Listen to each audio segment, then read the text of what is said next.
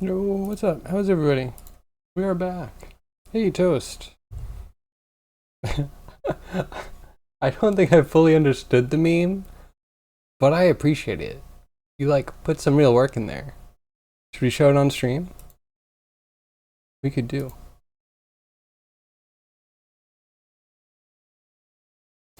But yeah, hope you're well. Hope you're having a good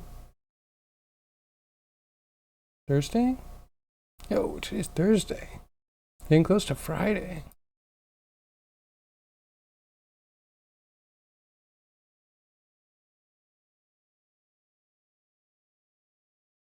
I need to do the old download. Only took like 30 minutes. Okay, not bad. So yeah, no audio, sorry.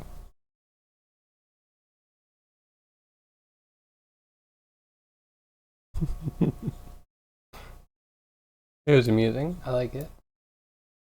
Good rotoscoping. You slept all week? Well, last week, didn't you not sleep? Or weren't you doing micro naps?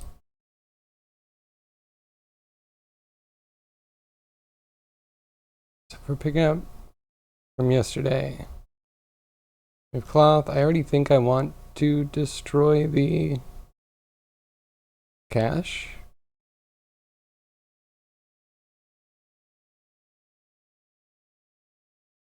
Because everything's working well. It's just there's a point where I think his hand moves too fast.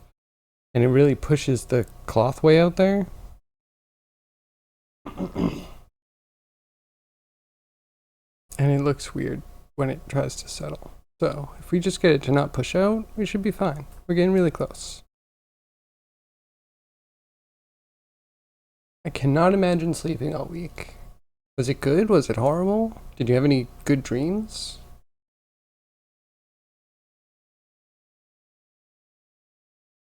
Yeah, so it's a thing. It's a thing. It's almost, but delete bake. Cache is outdated.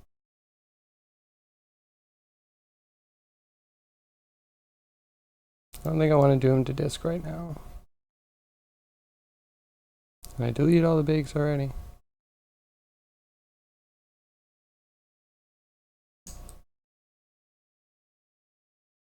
Is there a way to pause simulating so I can do the animation and then simulate later?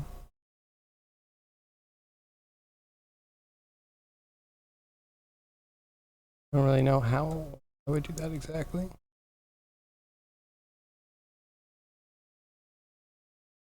You have to catch up all day on work now? It was horrible? Yeah, I can imagine.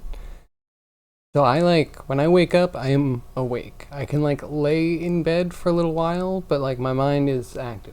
There's no real period where my mind is turning back on. It's a very on or off thing for me. And if I try to get sleep afterwards, including if my sleep is interrupted and then I try and sleep afterwards, I just end up getting groggy. And it never ends up really adding to my sleep bank. It just, I don't know. I'm just tired. And even somehow even more tired. It was a lot of work laying down in one spot. Toggle graph editor? Yeah, graphs.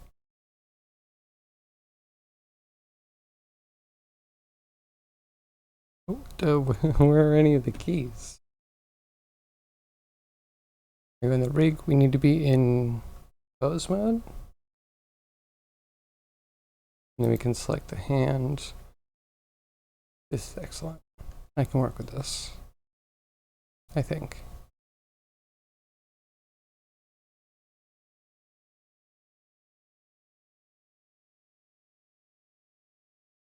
Okay, so the rotation ones. There we go. Rotation ones are going to throw us off.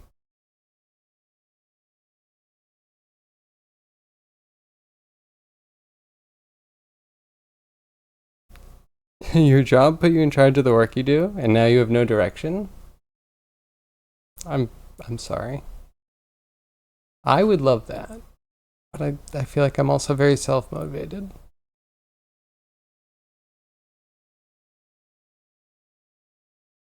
To get used to any of the visuals. So I think the empty ones are the tangents, and the solid ones are the keys. So this is a set of keys.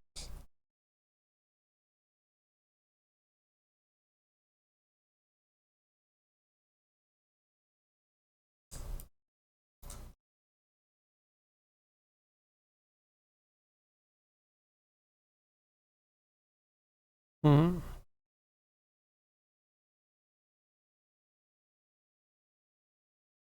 So it moves out way too fast. I see. I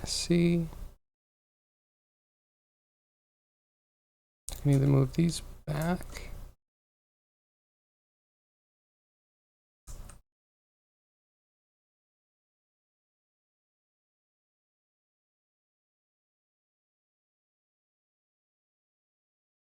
I'm holding shift. Is shift toggle though? Or snap? I want to be holding X.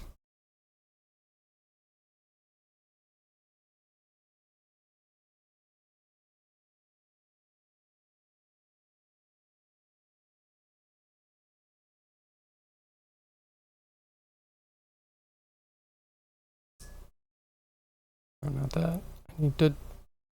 I hit W and I'm already in move mode, which. Ew. And then I need to hit X to make sure that's not doing it in the wrong X.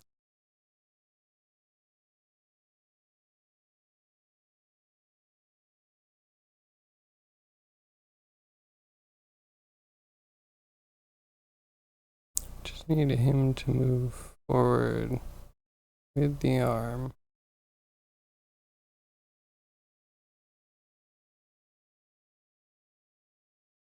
I wanted to see.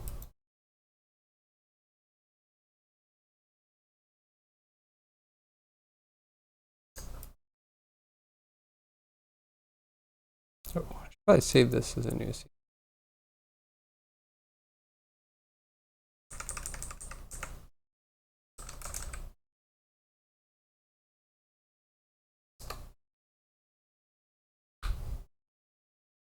Like waking up and going back to sleep because then you get tons more dreams. I don't dream at all. Maybe that is my problem. But yeah, I don't usually dream. I just usually lay there kind of wishing I was doing something else.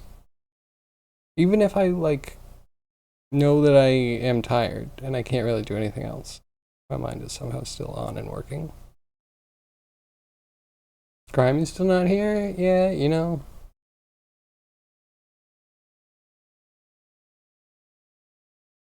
When he comes back, it'll be amazing. It's gonna be so good. Yeah, miss him too. I like to post a little message in his chat every day. Maybe not exactly when he goes live, but you know, within like the first half hour.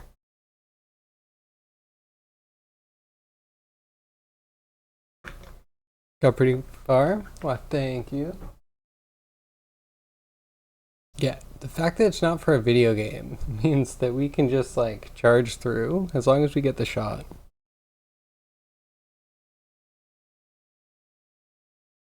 Am I on strong drugs? I don't know.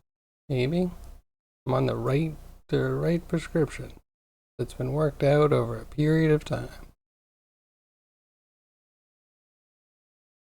A long period of time.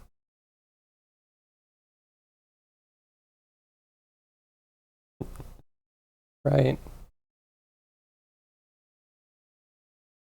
I feel like internet support group would be good, but it's also weird talking about medications and stuff on the internet. So, yeah, if you're having any problems, seek medical help. Hey Ben, how are you?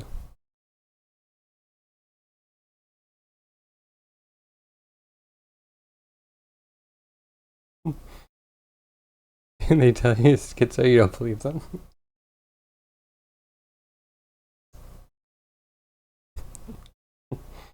Uh, Oh yeah, I hope you're good. Cause I'm fine. You're doing great. Me, I'm good.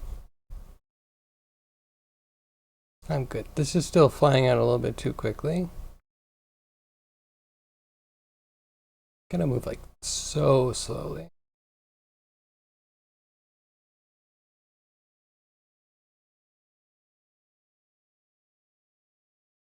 Okay, yes, it needs it to bend a little bit.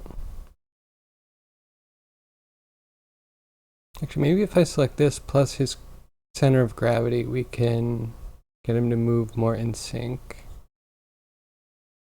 Maybe over a longer period. See, his arm's not moving at all there, and then catches up.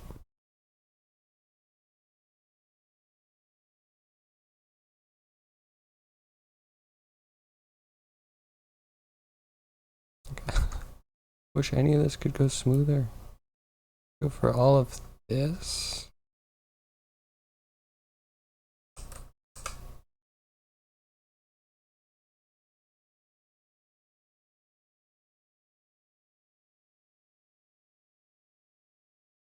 Is that gonna work, or is the beginning gonna be too fast now?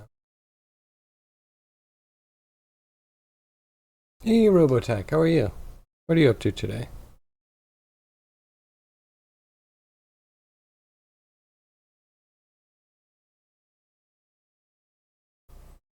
Might get a follow from Johnny5Bot. It's up, it's your bot, has its own channel. Need to do some major testing? Sounds good. No worries. Oh yeah, maybe I can pick your brain if you get your bot up and work. I have questions about getting the off set up. I made a breakthrough, but it's not a breakthrough that immediately fixed everything. It just like gets me to another step and I still have to do more experimentation. I'll either figure it out or have more questions.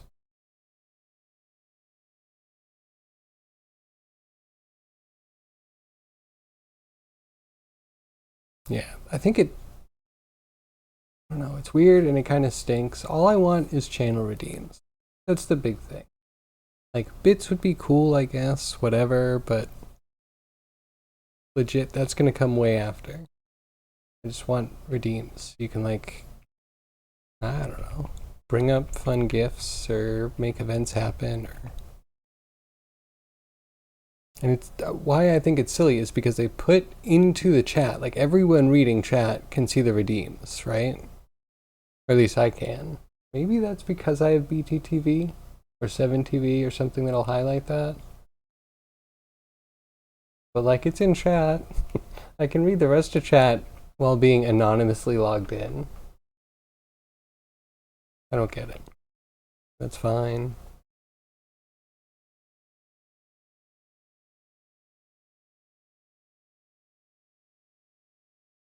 Okay. Still wants to kind of fly forward.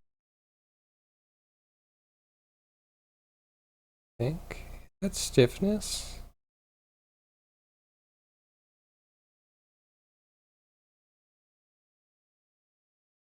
Anyway, it doesn't try to fly off. This is fine. As jank as it is, we have a lot of students to get through, and it only lasts like a second.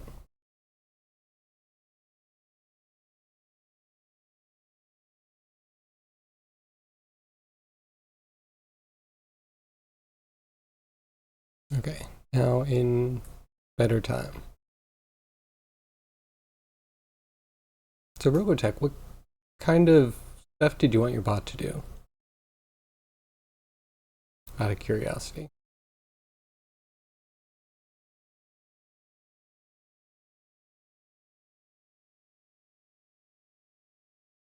I was thinking about just putting monsters on screen, having them like walk across screen. People could coordinate herds if they wanted to. That would be the starter stuff. Once I get it working, we could go crazy with it.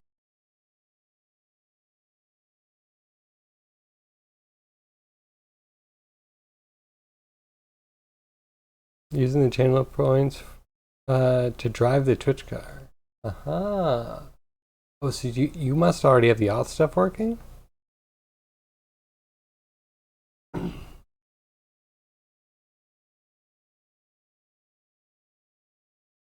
I guess as soon as you get channel point redeems auth stuff, let me know.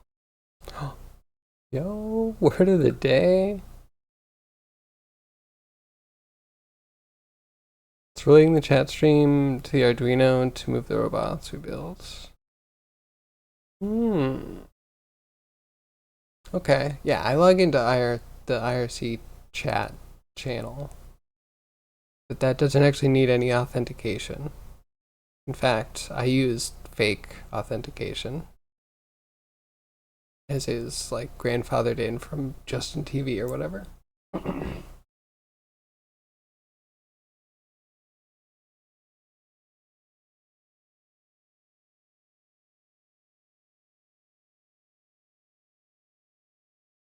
So yeah, I was talking to Hero and kind of had a breakthrough, and I tried it and I got a result that was positive. But it changes my understanding, so I thought that you had to do um like an initial token request with like scope and what have you. Then you get a token back and then you upload, like the way they were putting it, you would upload that token or a second access token with a like renew time. And then you would use that token to actually log in and touch stuff. But now I think I'm realizing that you get one, like, either you get the first or the second token via like doing a special thing with a URL and clicking on authorize. I'm like, okay, wait, cool. So I authorize the app. What do I actually do with that one? Is that the second token that I needed?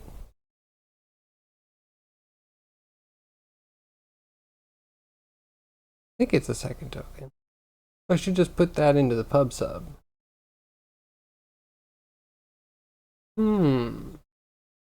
Thank you for rubber ducking. If that works, yeah, we might have something tomorrow.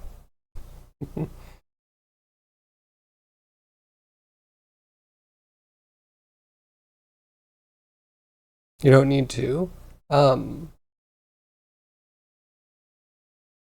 Those there are two tokens you need. One that you have to feed to get the second. But I thought it was something that you had to do every time you started the bot. It would like go and do a handshake to get a thing, and then pass that back to the auth server. I don't know. Redundancy? I don't fully understand why web people do web things. I'm also struggling to understand. The Twitch API is not necessarily straightforward to someone like me that doesn't come from doing anything more complex than like HTML on the web. Like I do C#, but that's, I don't know. Done some sockets, I guess. That doesn't have anything to do with securities or sessions or anything like that. Mostly for IPC, like running two programs that talk to each other on the same computer.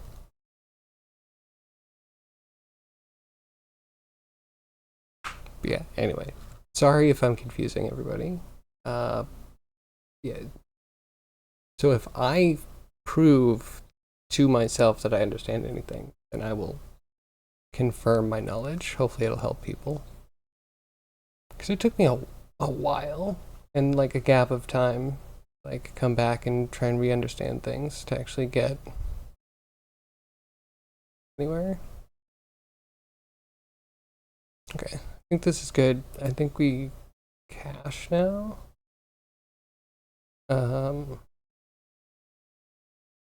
Either cache or do we make it more bendy?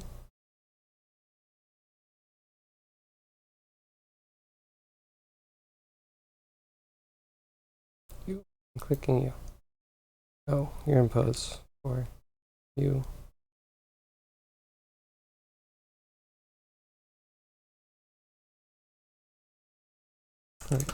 What if we go back to 3? and 1.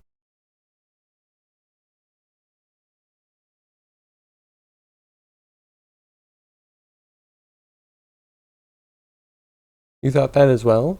Okay. So yeah, I was rereading, and one section was written really weird. So I was like going over it again, and then I was going through, I have so many support forum things up because lots of people have these questions, but I think as soon as they find out, they just drop it. Or then they're speaking a different language, and it's like, ugh, okay. Not literally a different language, but once you understand, you're on a different side of the problem. And I think it was that you're putting things together and you can put it into your browser. And your browser will present you an authorization thing that you click accept, and then it will give you a JSON in your browser URL that has the data that you need. And it's like, that's so weird. And I guess you have to do that like every 60 days. But then my next question is like, yeah, what do I do with that? I know it's a new token. I think I'm going to put that into the pub sub when it tries to do the connect, and hopefully that'll work. God bless the people who update with the correct answer on Stack Overflow, right? Yes, I totally agree. People are like, hey, sorry, I'm just updating this like a year later. Just wanted to give you some sort of answer.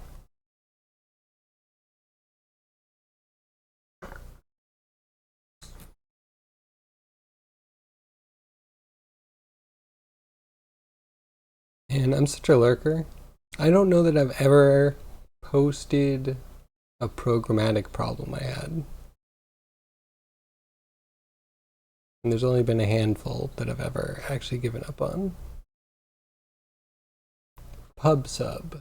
So the Twitch API has the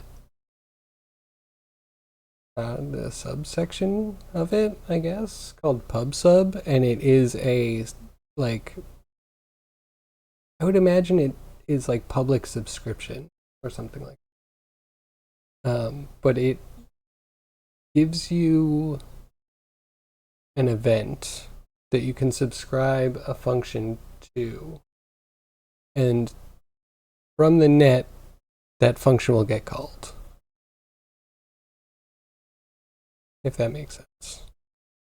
So yeah, the pub sub will like listen to your channel point redeems, and whenever there is a channel point redeem, your bot will just get a notification to a function with the data set that it should be expecting.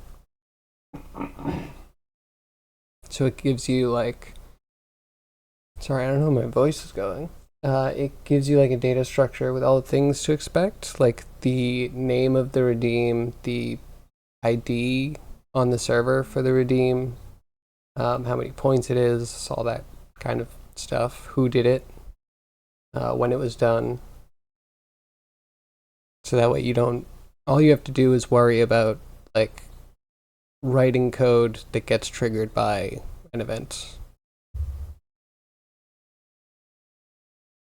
So I don't know if that's available everywhere. Let's see, Twitch website.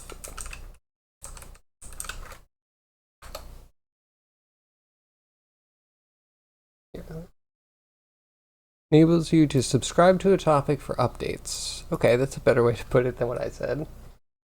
Backend services broadcast real-time messages to clients. Yeah, so we're making the clients, and we're trying to get the real-time messages from Twitch. So instant messaging, which we can already get through IRC. Video system. Ooh, okay, seeing that kind of stuff.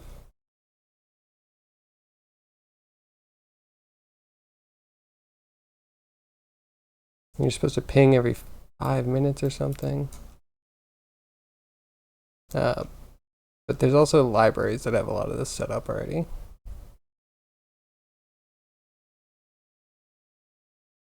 You a nice JSON that just has the user that did it, the channel that it's being triggered on, all that kind of stuff.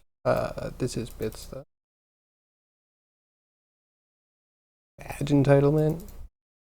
It gives you all that data and just pushes all of it straight to your function that you set up. So I was using the someone set it up in Unity,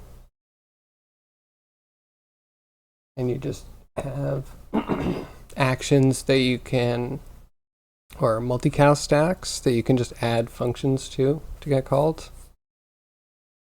Yeah, definitely do, because it will make everything after the authentication pretty simple, I would think.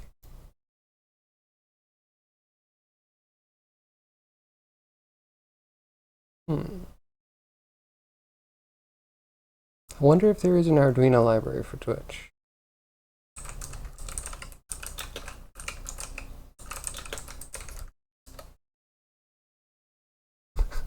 Of course there is. There's like 2. Twitch API Arduino reference and a wrapper for the Twitch API for Arduino.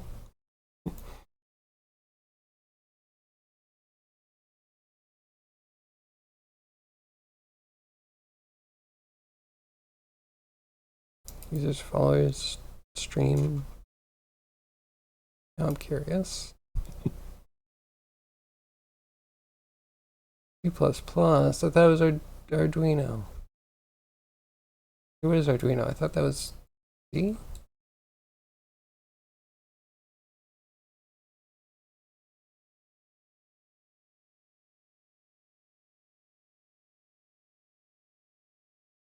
Follower data, stream info. Okay, so this doesn't look like it's fully built out. Just what they needed. Not terrible. This is Twitch API, so I think these are more like requests. Is that what I meant? Oh yeah, the pub sub is more like getting push notifications.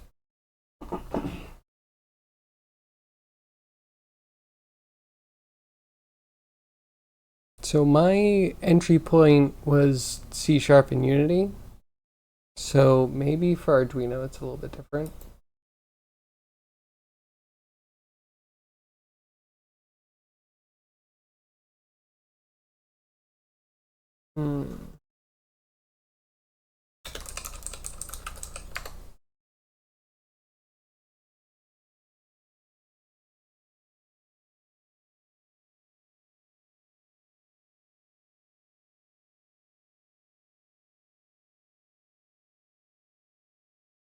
I don't see anything that's immediately available for that.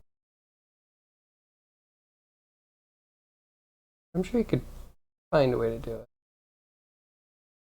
Because Arduino definitely has like socket stuff, right? You'd at least be able to make the connection.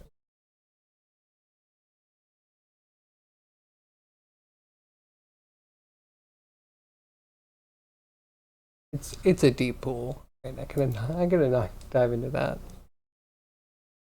Arduino is C++. Okay. Yeah, I've only touched it a little bit to update my firmware for my 3D printer. First and last time I touched it wasn't bad though. So yeah, click disk, click bake. We'll bake that.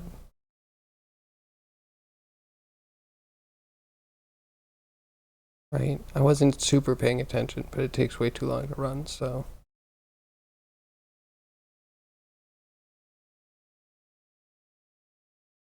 You thought VB script? I bet it's flexible.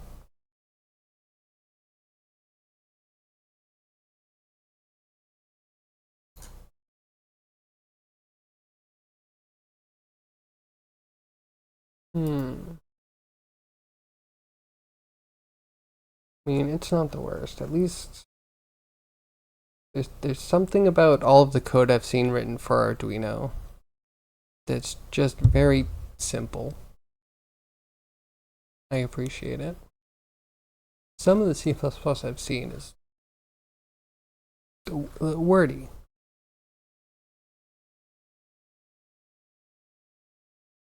I think someone leaked that you don't necessarily need header files in C++, that you can just include them all in the same file.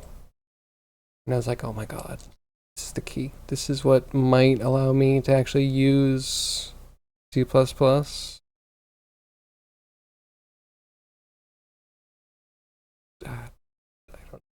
I can get my head around putting it all in the same place. Like if that really is necessary to declare a function before you the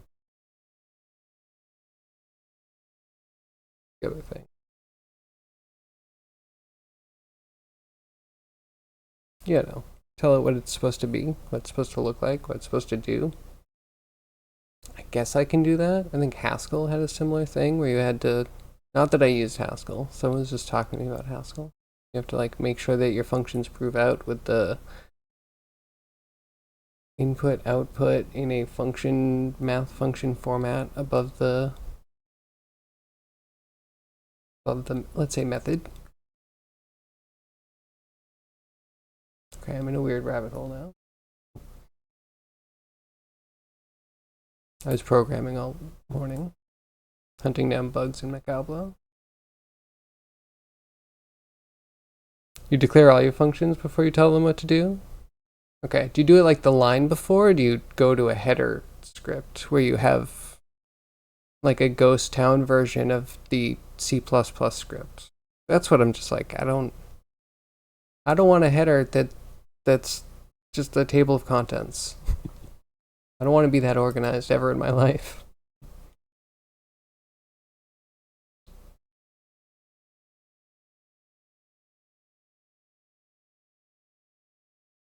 Okay, what this actually looks like. Yeah, I don't mind declaring a function. Seems a little repetitive.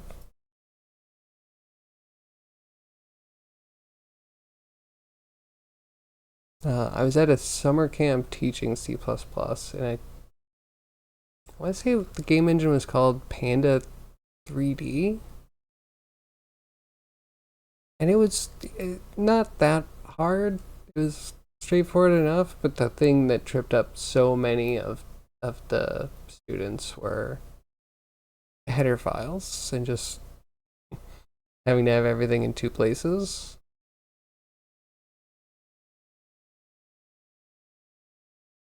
Header and all in the same place. Then you make code when you get off work. You know what I mean? Sounds good.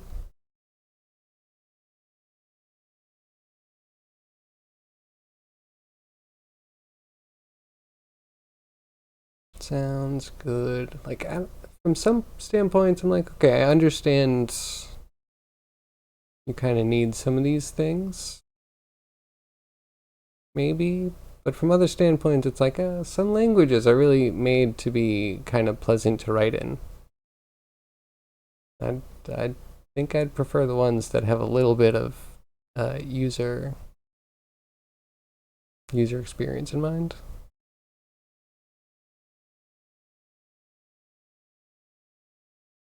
Especially modern day stuff. They've said that they've gotten compilers that are almost equal on parity with almost every other language. I've seen some pretty amazing claims. Okay, it's just a little dramatic flair. Like, it's not that bad. Yeah, okay, I don't like it popping at the end.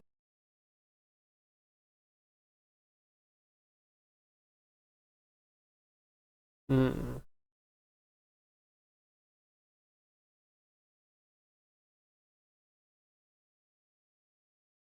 So I correct it? It's like a second.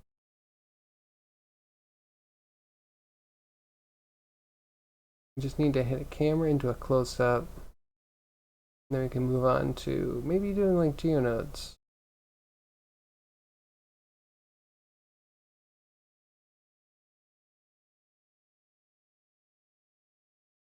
I don't get if it's cached, why it's slow at some parts and fast at others. Your cache just bad or something? How do we get a smooth frame rate?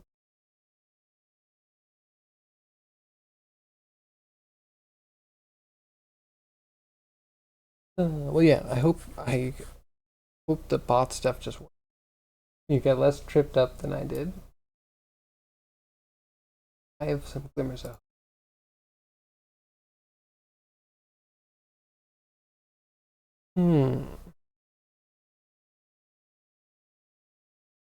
Think.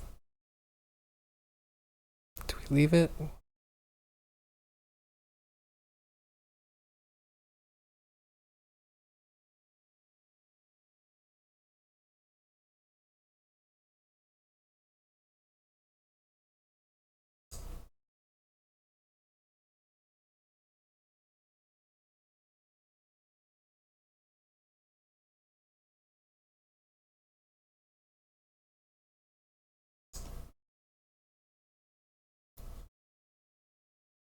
I'm going to delete bake. This might be a big mistake, but I don't know why I want to keep tweaking it.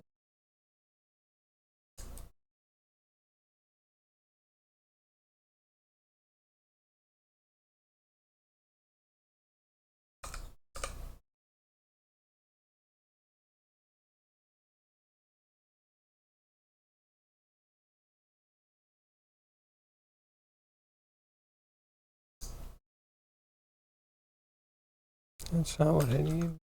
Maybe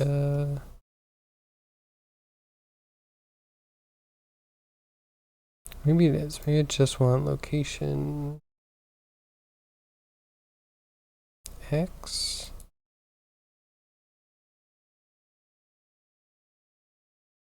Where's isolate?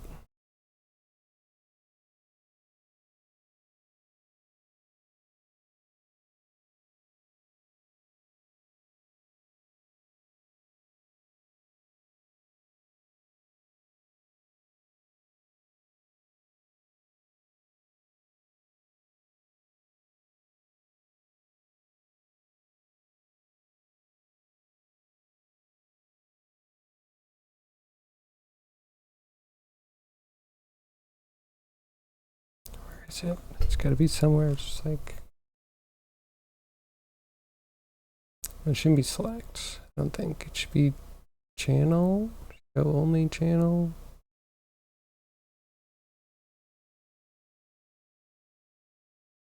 Hide unselected curves. Shift H, Control H.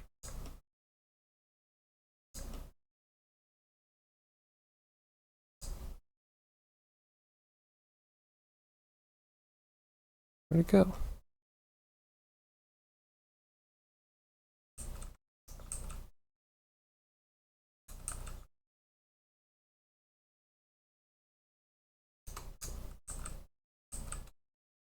How do we toggle that off? Alt H. Interest.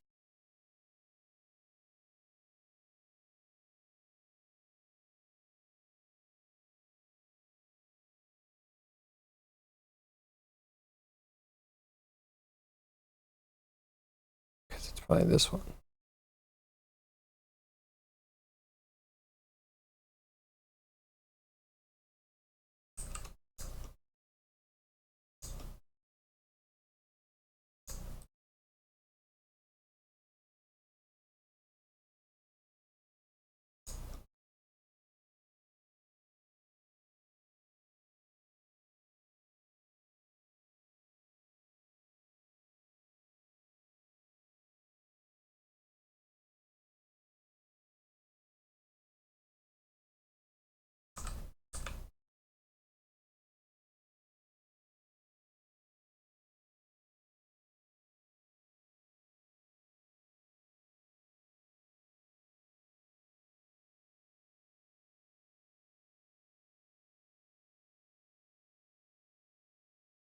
Okay, how about that?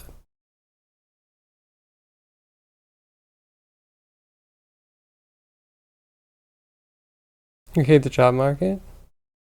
Trying to get work on like Fiverr, Upwork, and other gig sites, but nothing? Need extra income? I mean, yeah. We're all feeling that though, right?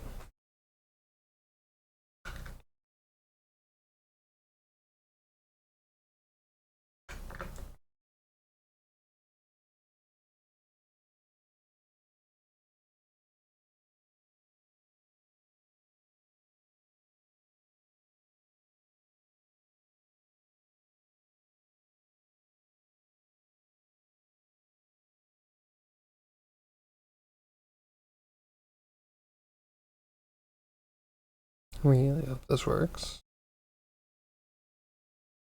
You need a clone of yourself, but then you need to feed a clone and you need to have a room and a bed for a clone.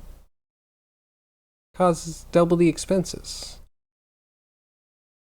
And how is your clone not going to, like, just be a copy of you? How are you going to get your clone to work? Isn't your clone going to want to slack? Isn't your clone going to want to make a clone to do all of their work for them? I wish. I wish. Now, robot. We just need Robotech to build us robots.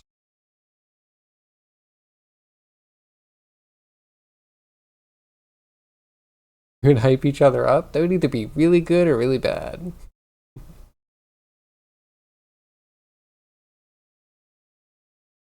Okay, hey, it's not flying off. It's good-ish. It's a little bit long. I'll take it. You'd love to build robots for everyone? I mean, I would love to have you build me a robot. That would be amazing. What kind of robot would I want, though? That's the question. That object mode. And we will bake. This one's good.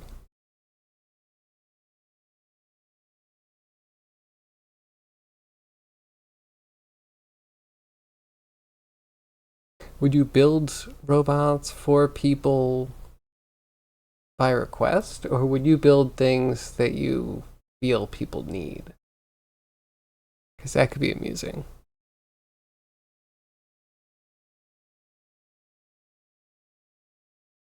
Apparently, you said you do AI ML and you just saw a job and offered $5 for a custom frisky chatbot. Yeah, I wouldn't put AI ML. I think if you say that you do machine learning, or AI, people are gonna be like, I'm not gonna pay you to use the same bots I could just use. To be fair, right? Like you're wading into the wrong end of the AI stuff. Those are the exact jobs that we're just giving to AI. You want to be a client from hell, like go ahead and do it to a chatbot. That's fine. See if you get what you want. You've changed. That's good. Build per request if it is doable. Oh, that means I have to actually know what I want. I'm sure it'll come to me. It'll be good.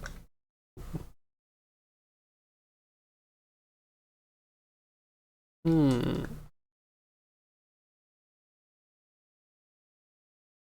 Okay, wait, I do have an idea for a robot. It just came to me. I don't know if it's good or bad. It'd be interesting to have a motion platform that could move miniatures around a game board and have a camera that can frame up, um,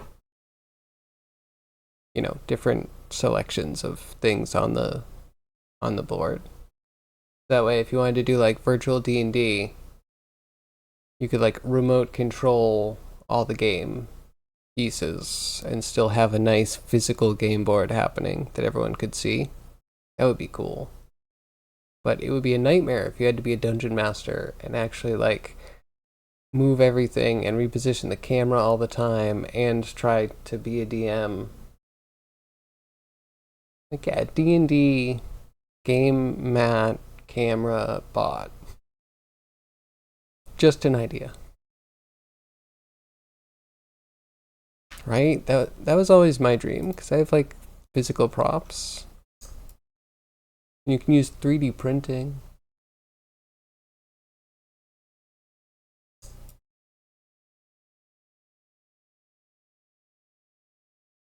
But I don't know. That it would have to have some real charm to it. There'd have to be something that pulls it to being the one you want to use instead of just having a virtual tabletop.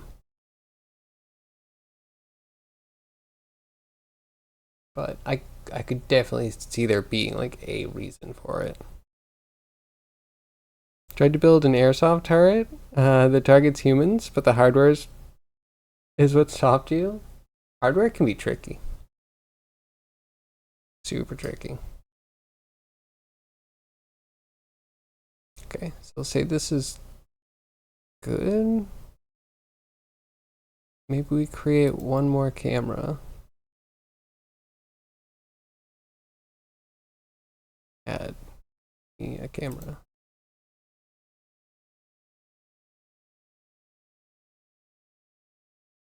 I'm gonna be ghost close up.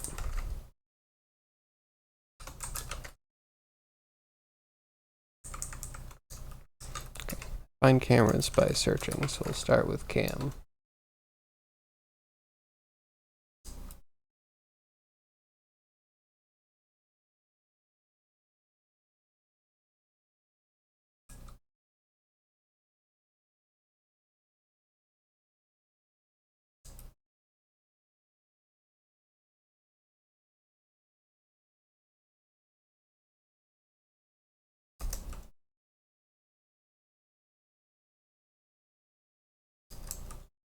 There we go.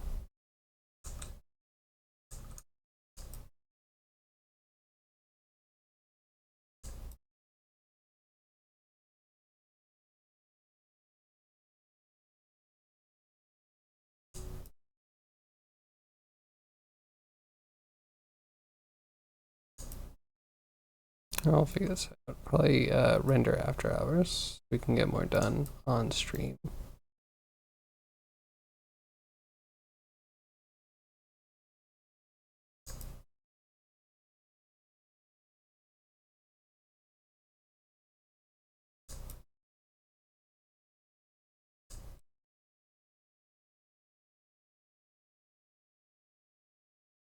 Yeah, something like that. Save everything. Next, new scene.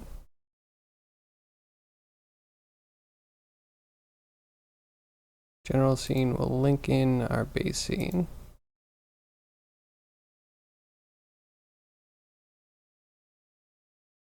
Did that for a friend?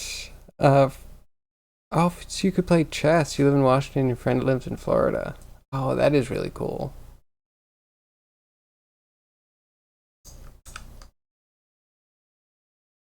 Instructables. Wait, is this your Instructables? Or is this the one you were following?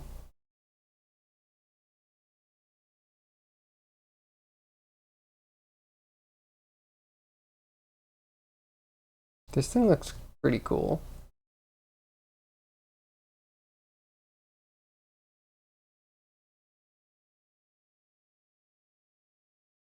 What can you build? Two-stepper motors and a 3D printer? Like, so much? I don't have any specific ideas, but yeah, there has to be so many ideas. This was just the one you were following? Okay. That's interesting. Hmm. I mean, two stepper motors will give you an XY axis. So right there, you can have a motion platform.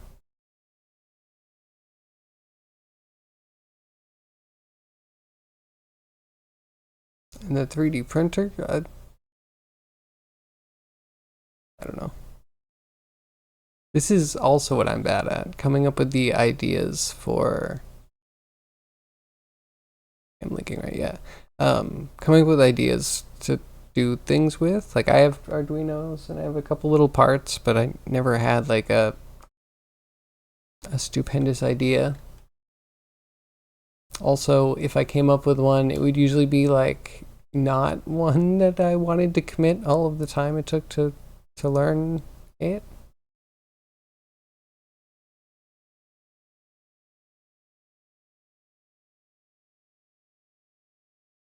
You're gonna add facial recognition so it doesn't shoot you? That's a good idea. Wonderful idea for Warhammer.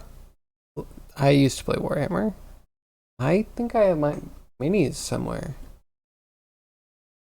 It's been a while and my painting has gotten a lot better. Well, my texturing has gotten a lot better than my painting. Okay, where's the bookshelf? This one? Okay. The idea was you do the whole collection.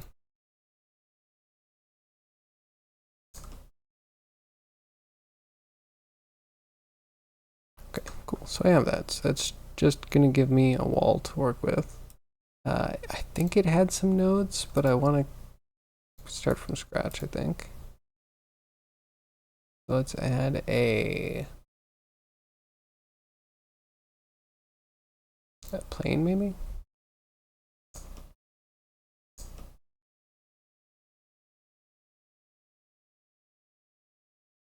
Or, oh, you know what? No, delete this. Cube. Get a cube, and the volume of the cube will be filled with books. Because the next thing we need to do... Oh, I don't have my PureF up.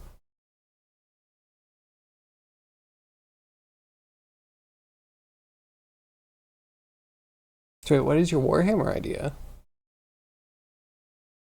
Are you going to have something that allows you to play virtual Warhammer? Might need trays. Oh, actually, so if you're not playing 40K, I think you already have trays in that game system.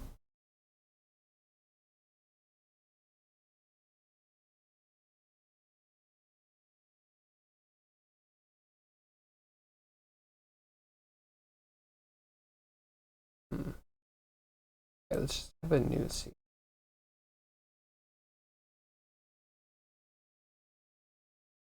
And let's, I guess, look up Scooby-Doo.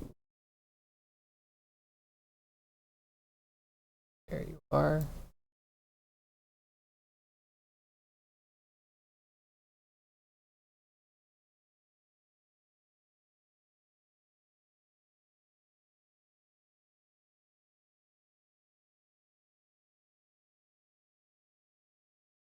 Give me a sec. I'm gonna just take some pictures. Nope, paint.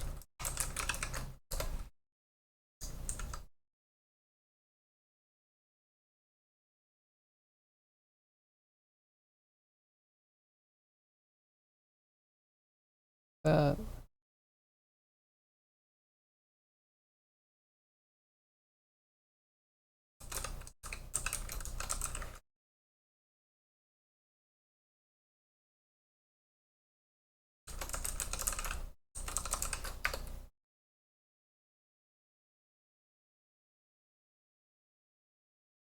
Okay, right, just give me a second.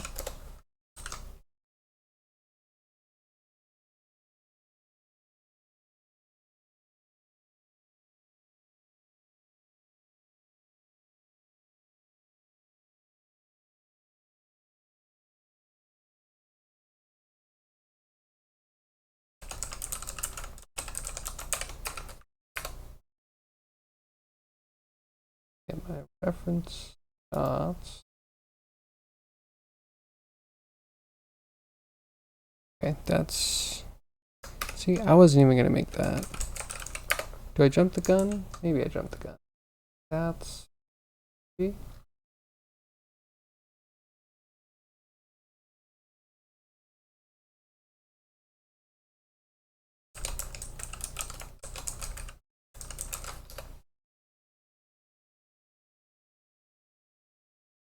Might be in...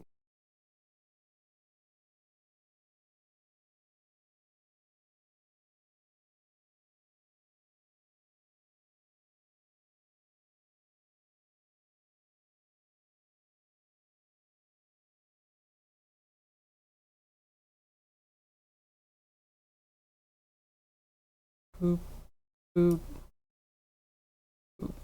That's what we're...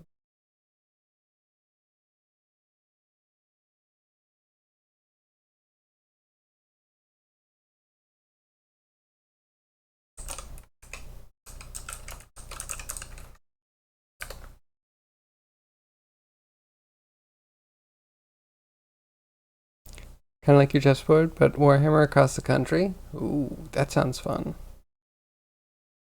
But that does mean one person would need to have 2 armies, right? Have you seen those arcades that let you play like putt-putt golf online? All done via webcam and robots. No, I haven't actually. That sounds interesting. You do that with minifigs in Warhammer? Yo, actually, yeah, if you could get minifigs to just have recognizable QR codes on their shirts or something, and you had enough cameras, you could definitely just like have something that would allow you to move the minifigs and update somewhere else, right? $2 per session, track all the stats online. Okay, that's an idea. That's legit a pretty decent idea.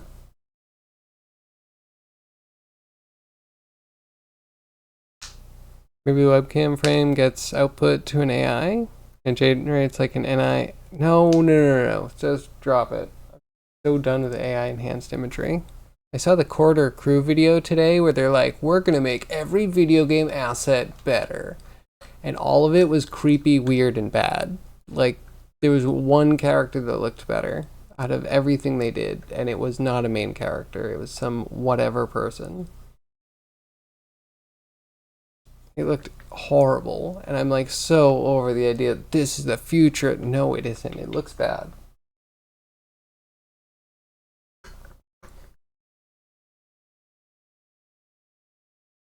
Man. No offense. But man, people get so offended. It's like, you're not the AI. You're not doing any work. How are you getting offended? How are you offended by people's opinion that AI output is creepy and bad and worse than the original? Like, it's their opinion. And I see it. The comments are like a big back and forth about people being like, this is the future, it's amazing, and everyone else being like, this isn't good. Why do you think this is good?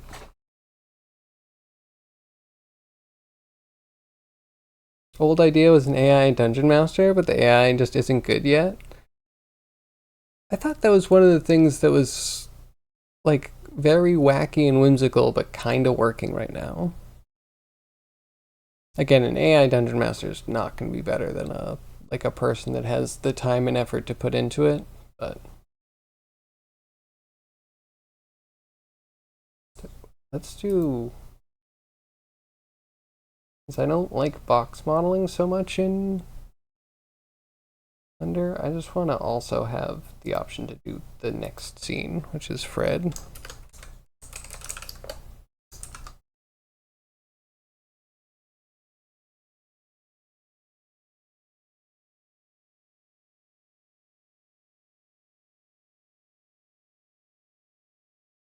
Not that I like Fred better, but I like his scene better.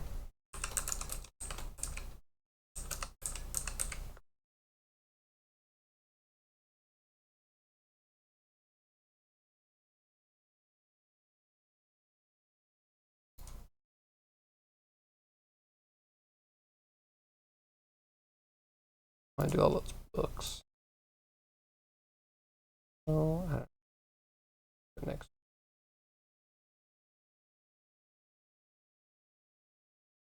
I mean, I could do geonodes to do the wall behind Daphne. Or whatnot.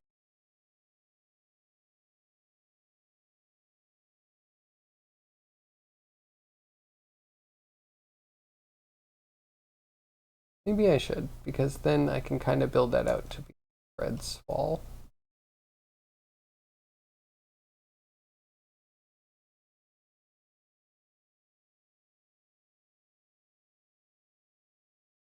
Yeah, I feel like AI Dungeon Masters going to be different levels of good slash difficult depending on what style you wanted. If you had like a narrative style, I feel like it would be hard to swallow. But on the other hand, if you wanted to do kick down the door style, I wonder if it's digested enough game design docs to actually, balance properly. Because that's more math. And while ChatGPT is not amazing at math, things surrounding, I don't know, different models have different levels of good. I'm sure you could probably train a model just to be a decent monster progression picker. Like knowing all the monsters, knowing all the terrain types, knowing all the difficulty levels, being able to constantly pick the right monster and challenge for a group that just wants combat after combat. And then you could just feed it what environment you're going in or you're traveling through. Like that could be interesting. Okay, so if we start with a cube.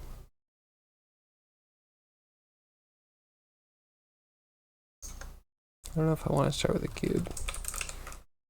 Maybe not that cube. Maybe we do this cube.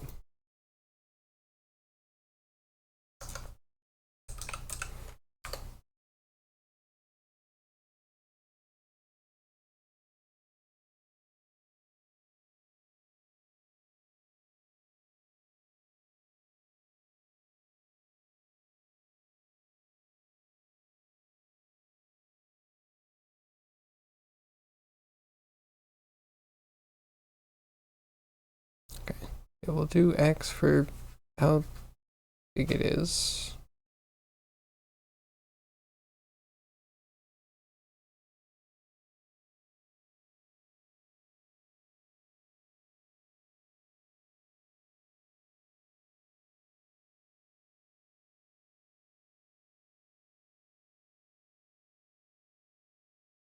I don't know.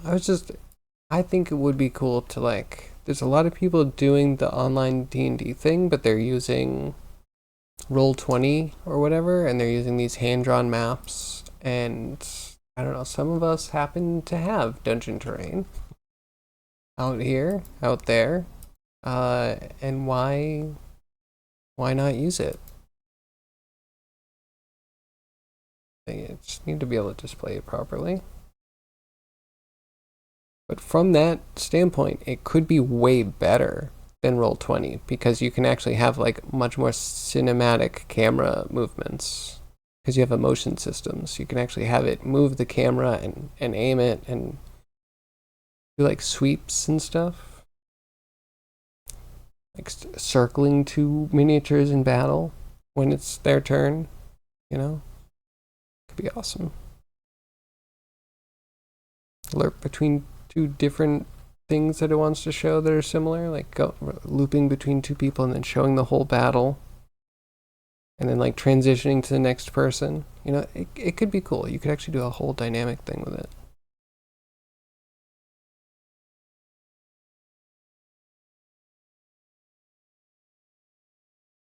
Okay, so I don't care how thick it is, I don't think. X and Z.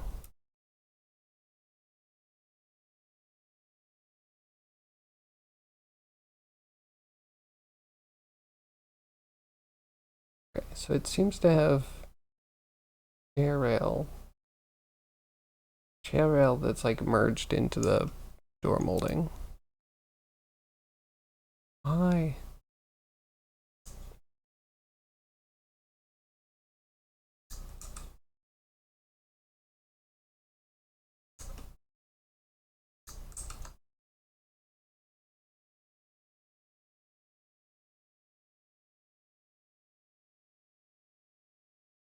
Okay, wall size.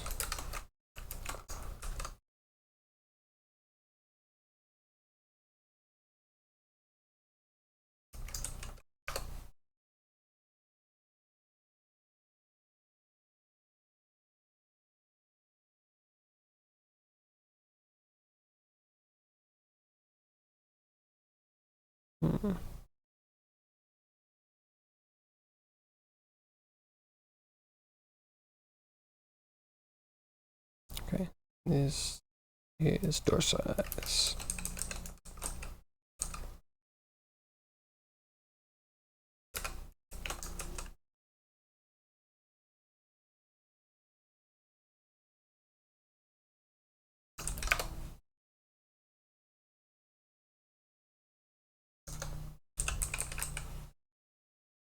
Mesh boolean.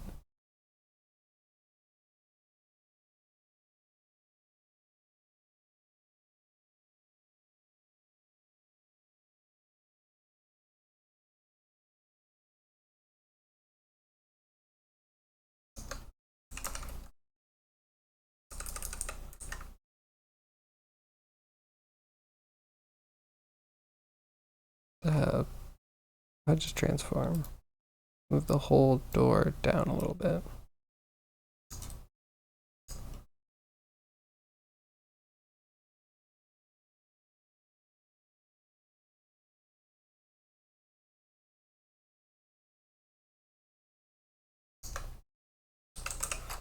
Alright, so we have the door Z, which is how high it is. We can plug that into this. We can divide it by 2.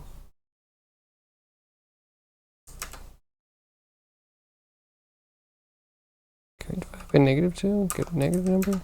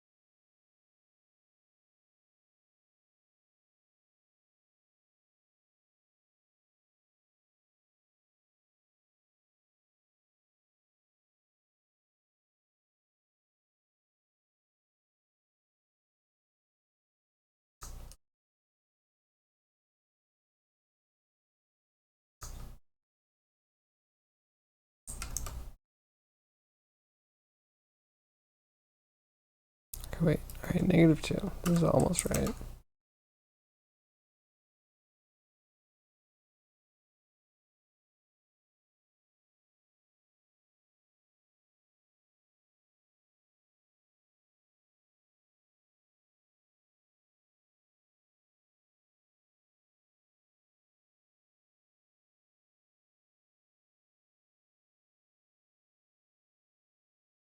I'm dumb. Okay, here we go. We are going to subtract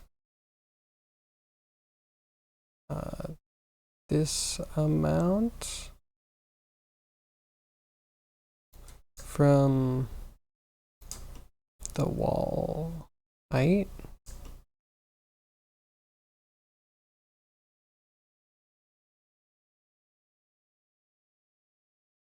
That might have to be half the wall height.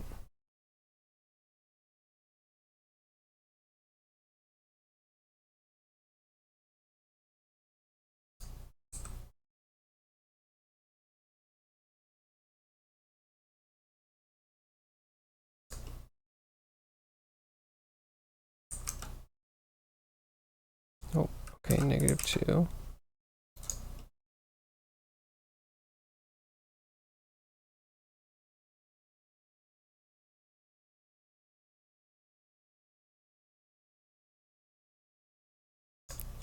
Okay, and then door size. Success.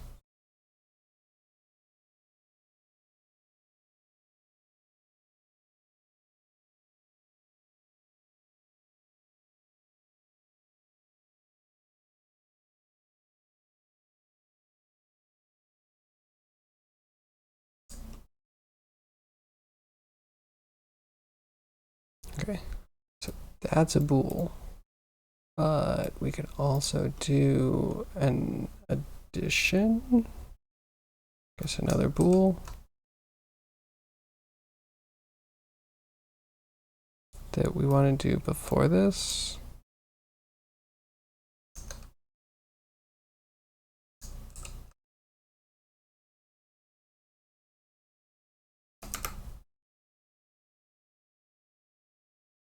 That geometry in there. This is gonna be union.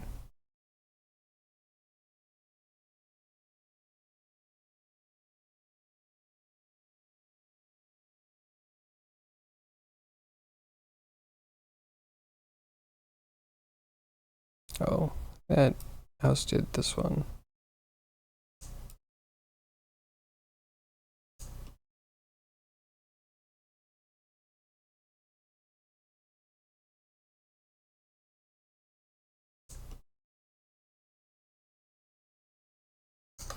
Okay, give me the combine.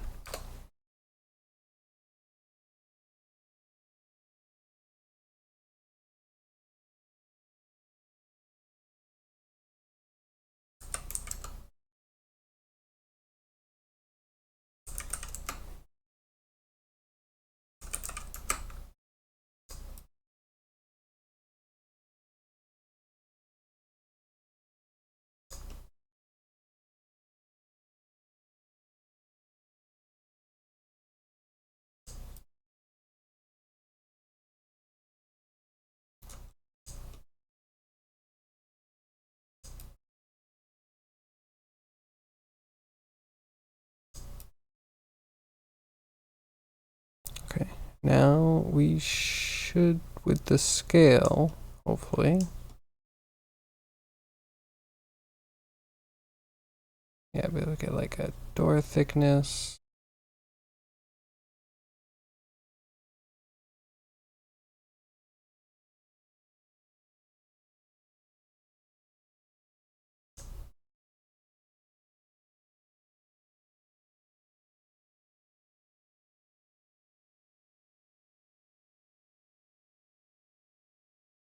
It's not scaling around center.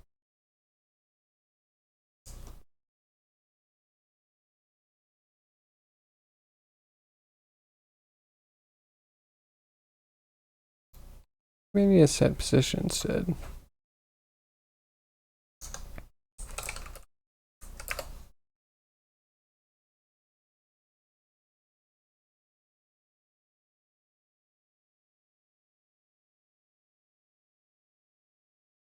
Do the normal. Can we offset by the normal? I guess that needs to be multiplied. Let's grab a vector math.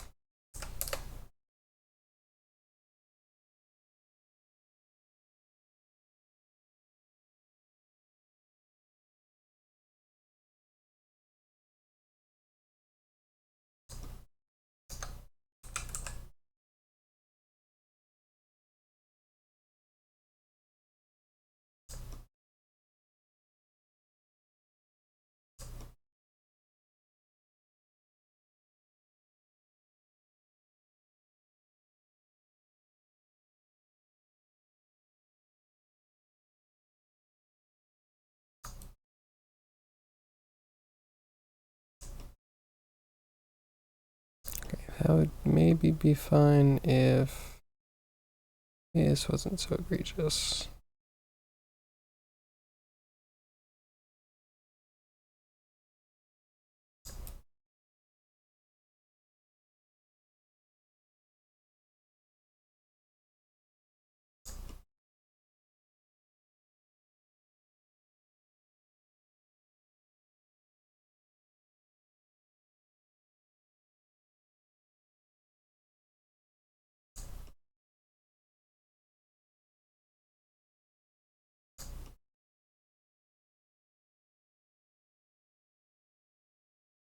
Wait, alright, that one works. This one is now too small. That makes sense.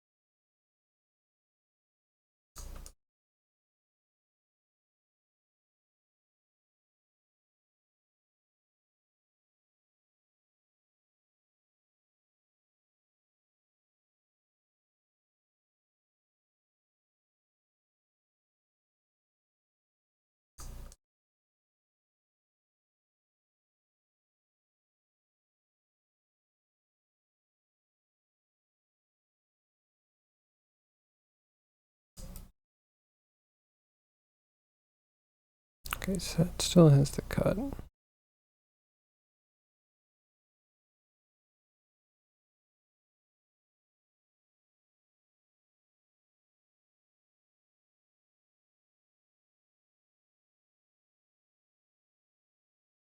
So this is the wall.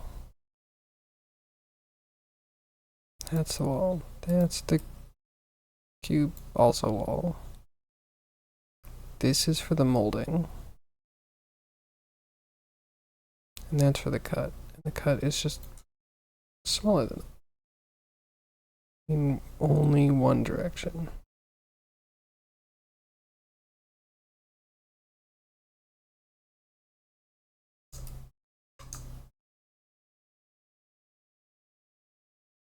It's also weird that it just doesn't scale around its center.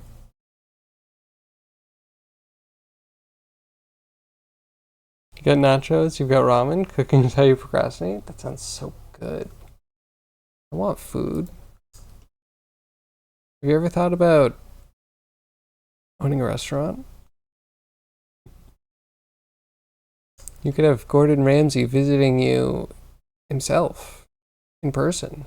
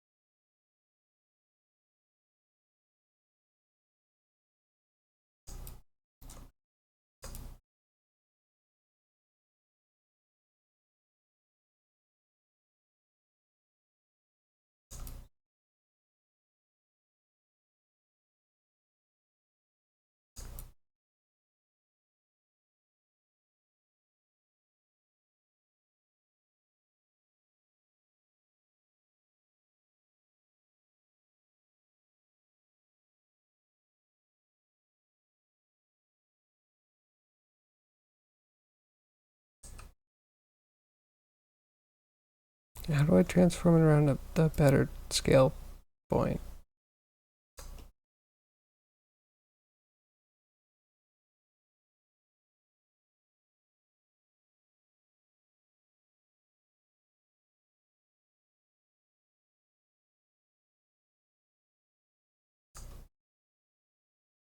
Hmm.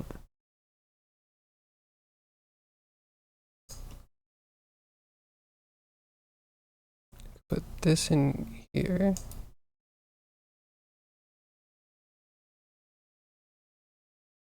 Put this in here and then have the scale just be separate.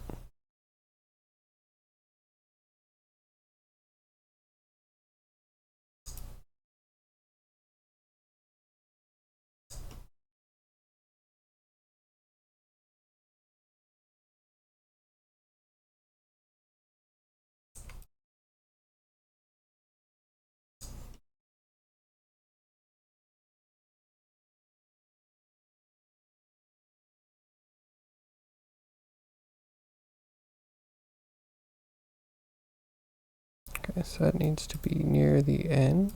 The union.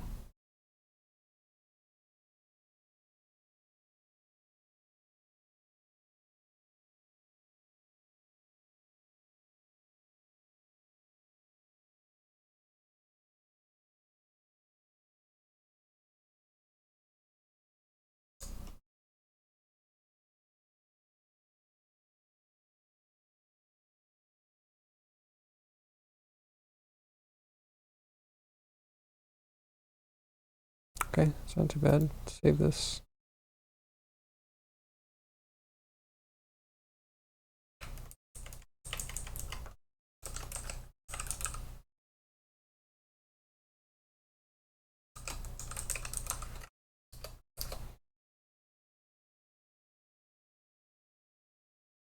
Your restaurant idea is called takeout.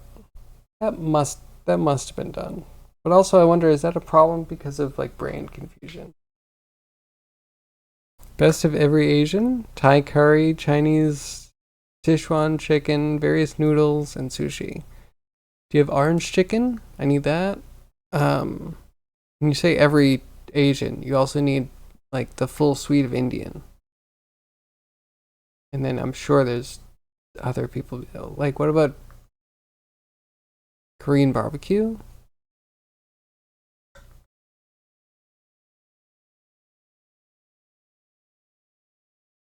And then all of the other places whose food I've never been exposed to.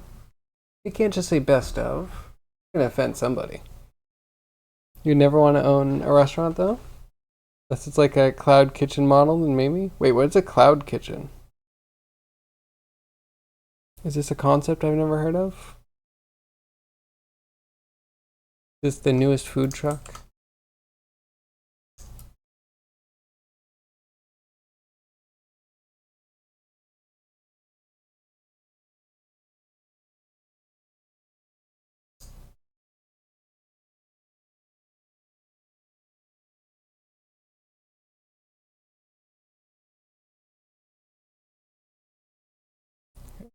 Maybe door molding?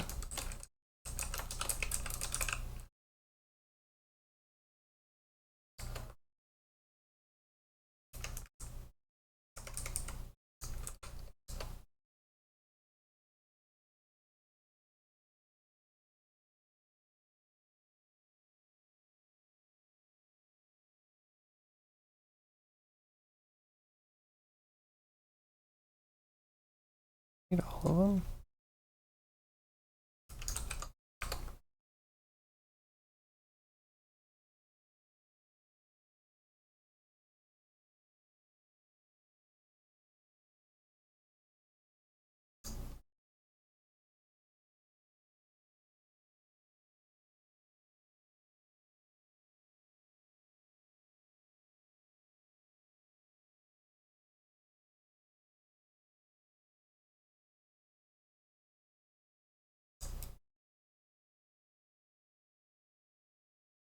Okay, we don't need like the whole thing.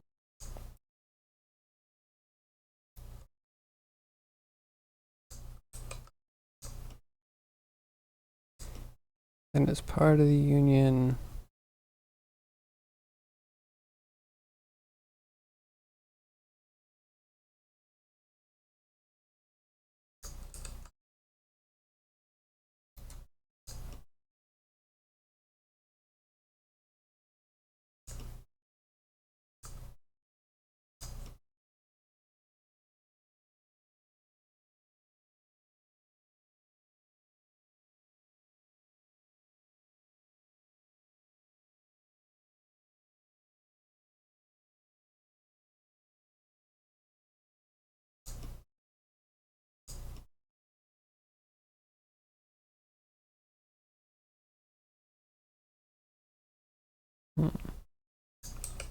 good enough for now. Yes to orange chicken? Good. Cloud kitchen is you rent someone else's kitchen and you're only delivery. Amazing. Doesn't that make you just a delivery person? No dine-in? Oh, okay, I see what you mean. Only the things you order. I see. And yes, orange chicken. Perfect. Well, yeah, I guess I'd order from there.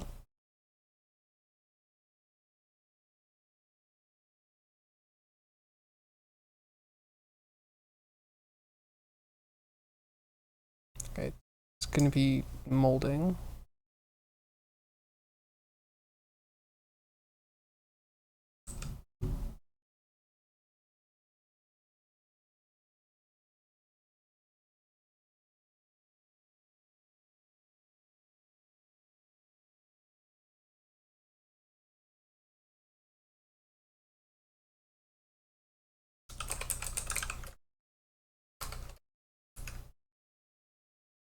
Floor molding.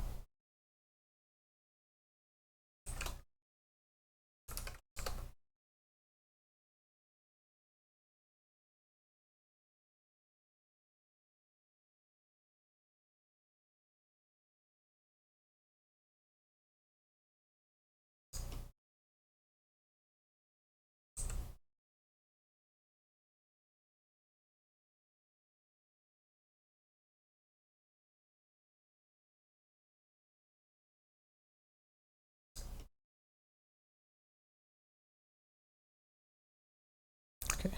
More of these for positioning so we can make the height a little bit more acceptable.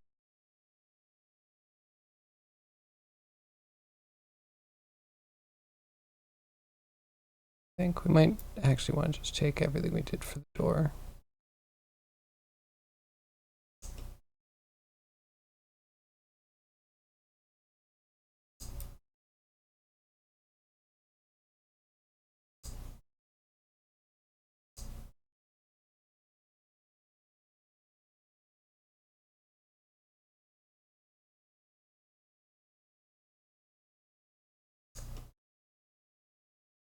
Okay, the wall is on top.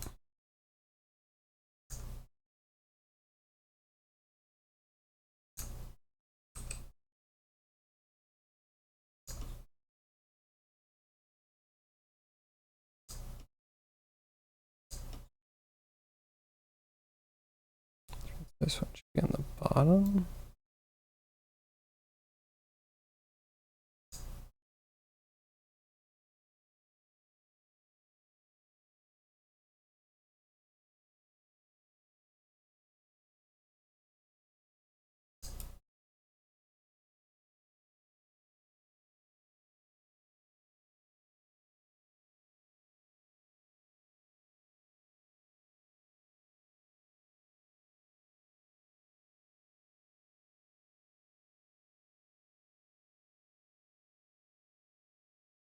Okay, we'll figure it out. I had some really good orange chicken last night. There's never enough. The quantity is just never enough. But I could have it for every meal. I won't live long if I have it for every meal, but you know. Sometimes that's it is what it is.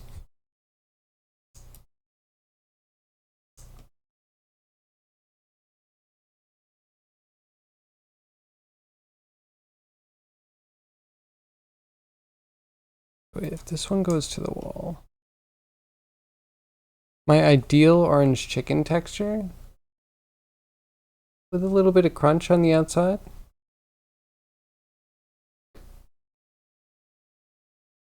So I like both PF Chang's, which is just fluffy as a cloud, and Panda Express. But I like them for different reasons. Panda Express is very crispy outside. I might prefer Panda Express for all the reasons. Texture, the quantity, but PF Chang's is definitely a good taste. How about you? Like deep fried, it's a little crunchy on the outside, soft on the inside. Sauce can't be too orangey. If it comes with a side of orange peel, it's a red flag. I know what you mean, actually. Yeah, PF Chang's has that. And it is a different taste. It's way more, yeah, orange. I don't mind it, but I do prefer the Panda Express, which what's it made out of? Who knows? Chicken. It's good. Just eat it.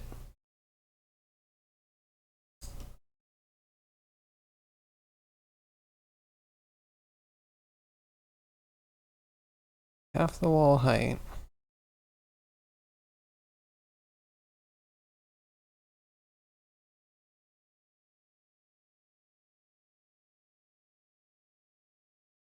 Subtracting the half the height of the thing. Yeah, why is it so low?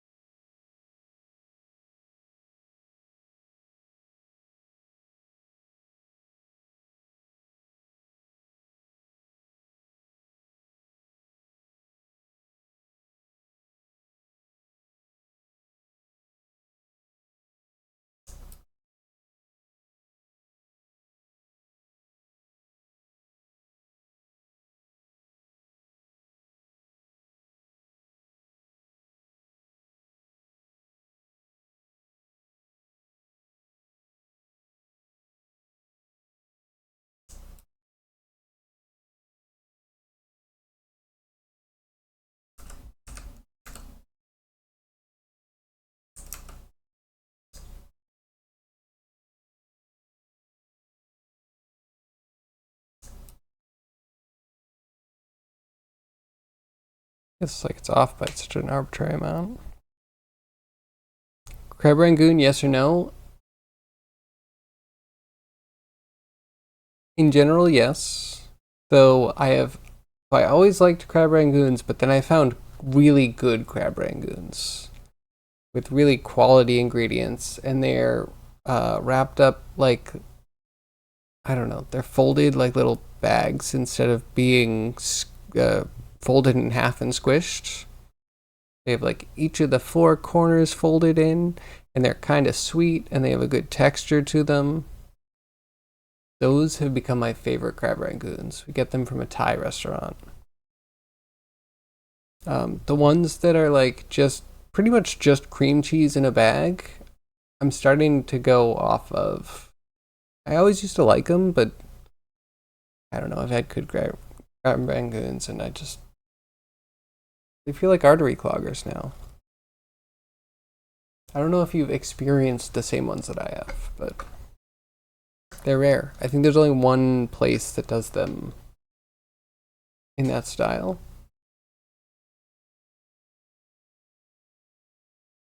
I wonder if we can order from them. I have to put that on my takeout list.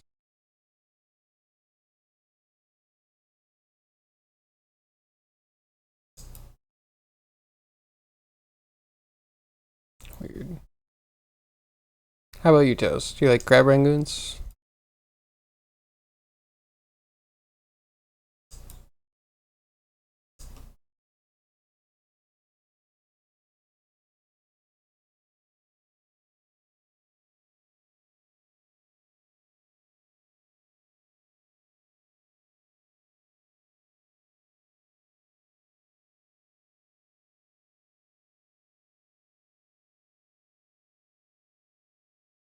I'm so confused about this. How?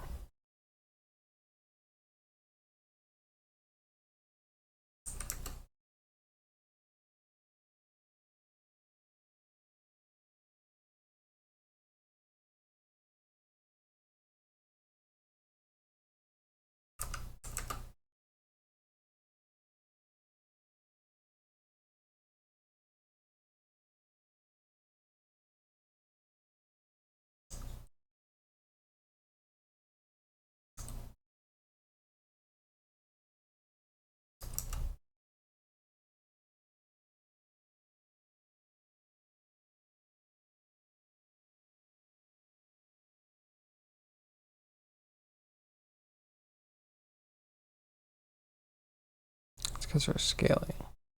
What is the default scale?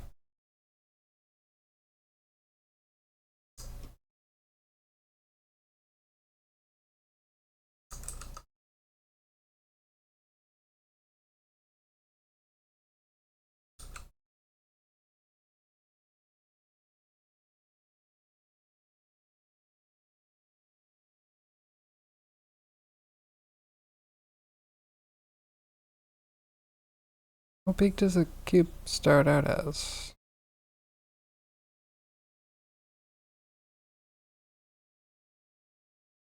Maybe we just start with a regular cube then.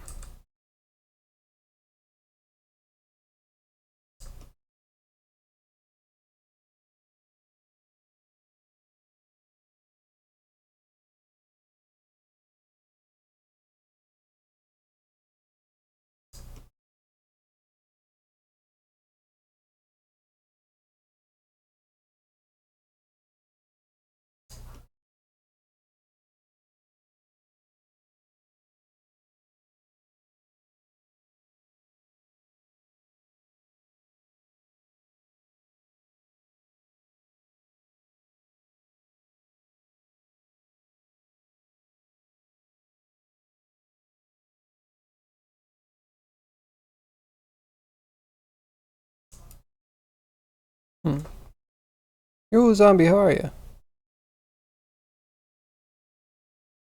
Only had crab rangoon with crab.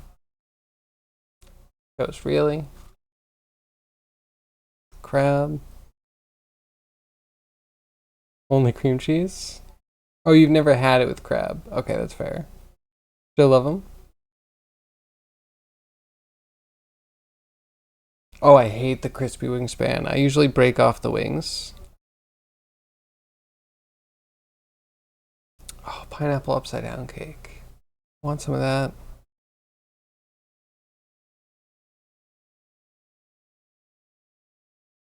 Sounds like work? Yeah. Why you have to get a friend that likes baking.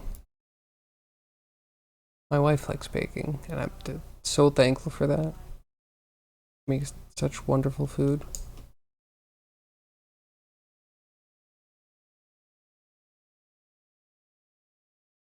Okay, so wall X and a molding X.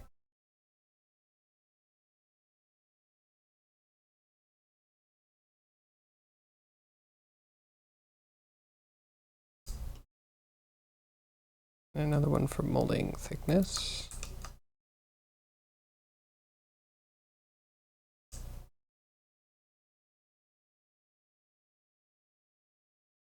Okay, wall thickness is like 1. Add to 1. Whatever we're gonna put in thing.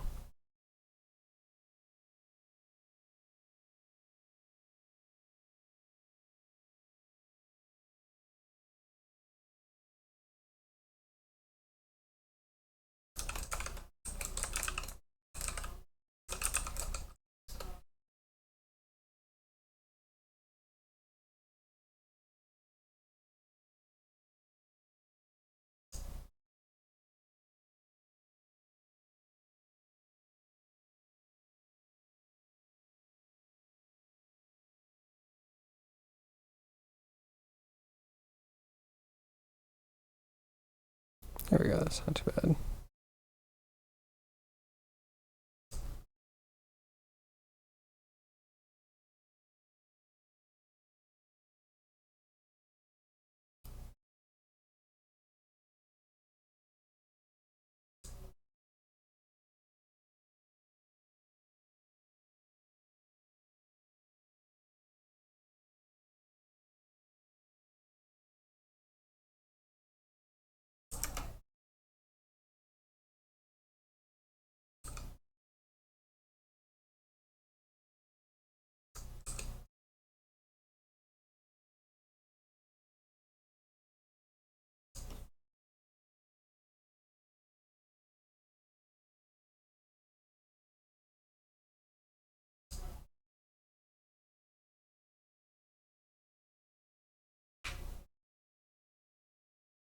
Yeah, okay, and then that goes into here.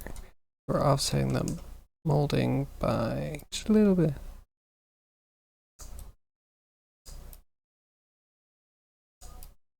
And that was the wrong axis.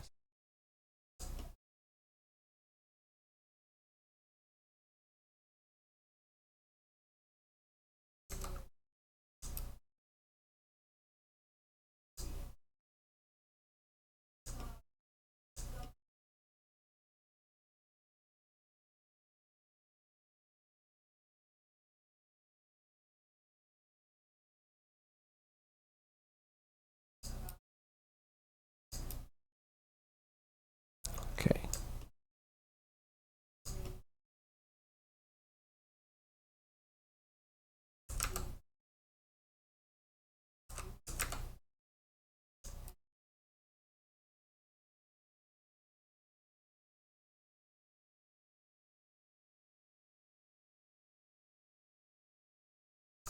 Okay, brain's breaking. Putting off work, trying to find ways to make 50 bucks this week. You have little hope. I'm sorry.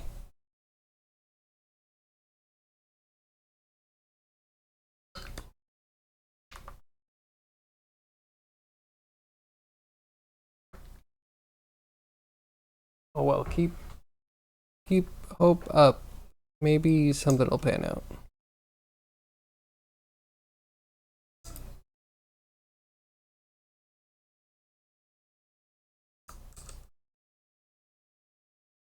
Okay, divide in. We subtract. I think that's wall height. We might be just falling into our old bad habits. No, that looks like it worked. Yes, excellent. Okay, what's not needed? You're out of here. You're not needed. You're gone.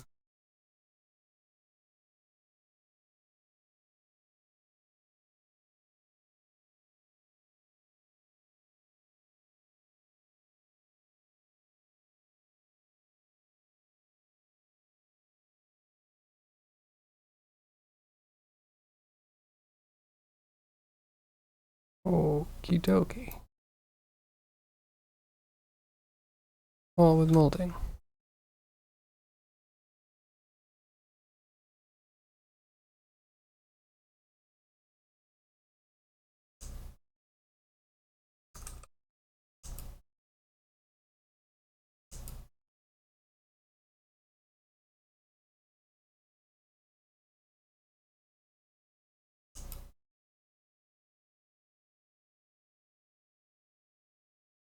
Fantastic.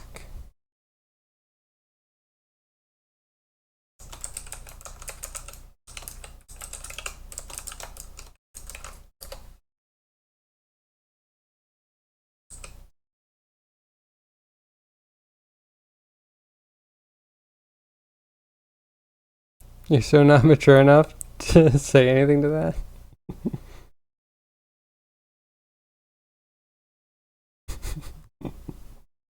Well, we love having you, Toast. What a pleasure.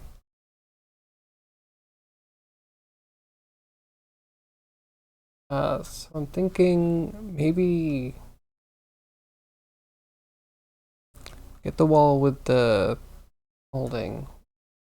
Can customize it and work on another GeoNode thing for the books today.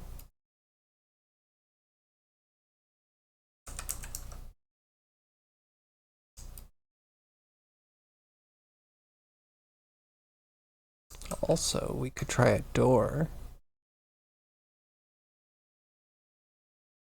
Door could be interesting.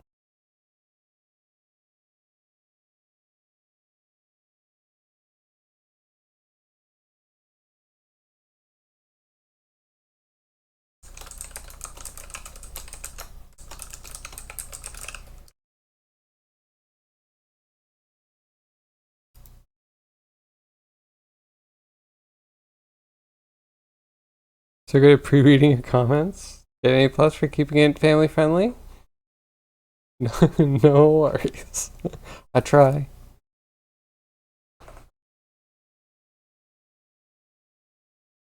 I can. Uh, it's 4 o'clock already. Amazing. Okay, so I was thinking of another thing where we can get a bounding box, right? Get a bounding box for this cube. We can then divide it up and put other stuff in it. Let's try and do. Oh, need a couple separates.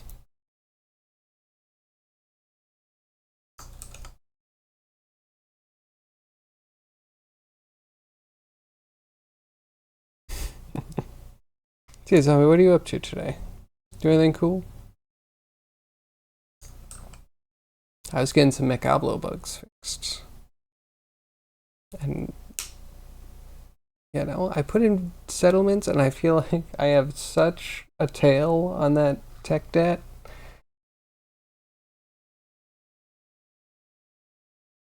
But we're getting to the top, we're like cinching the sphere.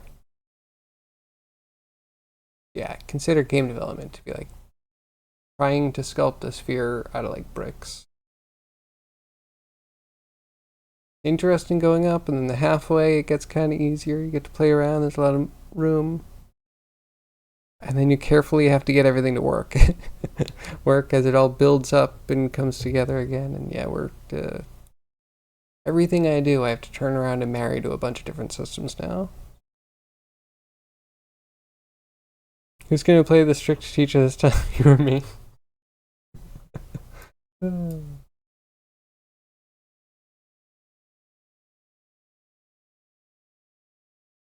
Easily clicking through VS sounds good. What is the guise of the clicking? What mod are we clicking through?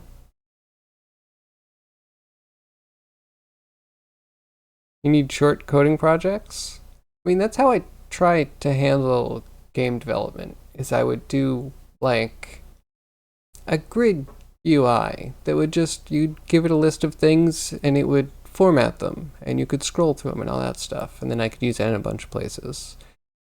And yeah, like I have a world system and I have like, I guess the portal system kind of works with the world system. We've got like the Tetris system where you can place things in a grid. Character controller, its own thing. Big code projects like games can easily be broken down, and then you just, you know, try to feel accomplished when you get the one thing done. It works. I mean, it's almost guaranteed no payoff. To be real, I saw yet another article today that was like a game that has very positive reviews on Steam that released 3 years ago. They're shuttering their doors because there's just no money in it anymore. I forget what it was. I never played the game. I was also like, I've never even heard of this game. So it goes to show like, it's not even whether you make a good game or not. You just need to have the luck of, you need even multiple news outlets to cover you multiple times before your release. And then people have to have been excited by those things. And then your game has to be addictive. Like, there's no way around it. So yeah, Toast, I don't disagree. You're not wrong.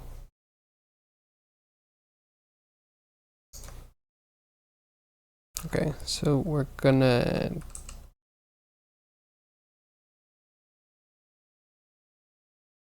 I'm thinking about math or divide. Sorry, mod or divide.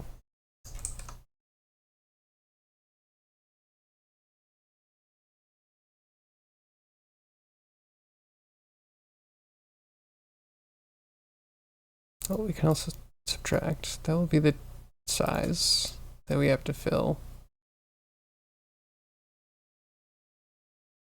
And let's, I guess, do both. We'll divide and do a mod.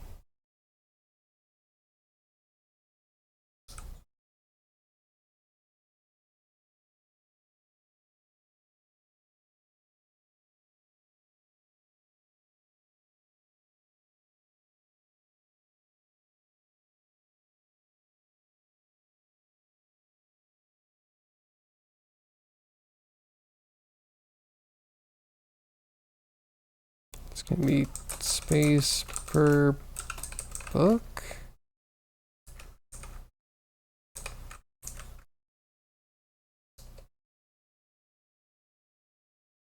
I gotta think about this because there's spaces, there's ones standing up by themselves, there's leaning ones. Oh, there's some that lean into another space. That's gonna be a trick. I mean, I guess I could algorithmically create and place books and then maybe use a simulation. Just step through a couple of levels of them settling. Candles fighting against race conditions and light probes?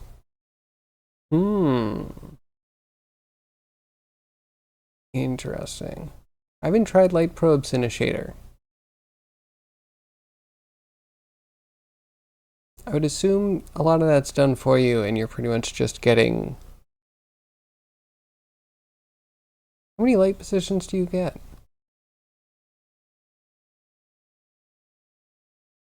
I don't know. I haven't actually tried lighting in a shader. I've played with a shader that had lighting though. Can always make smut games. Those usually pay good payouts. Yeah. Again, how many smut games have you not heard of that have starving developers behind them?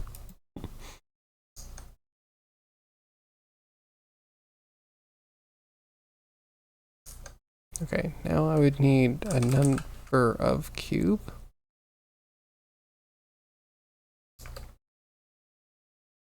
So we have cube. We'll make points. I'm gonna try and do this without having a repeat. Because you know, you could do a lot of things without repeat. It's gonna be a crutch once I actually get to it.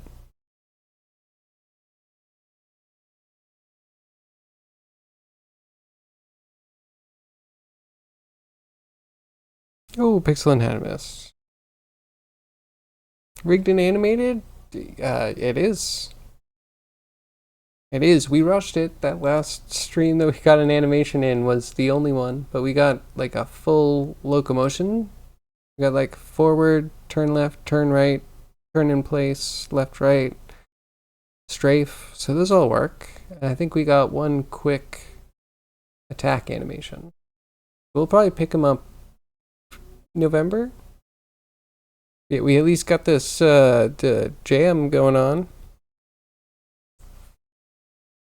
I think he's looking pretty decent.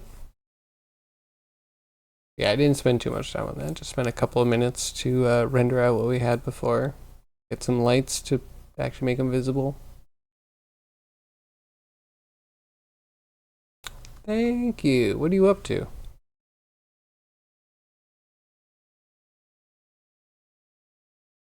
I appreciate it. I think he's looking okay. He's a little bit... He gained a little bit of weight. Definitely can't avoid that. That's the truth.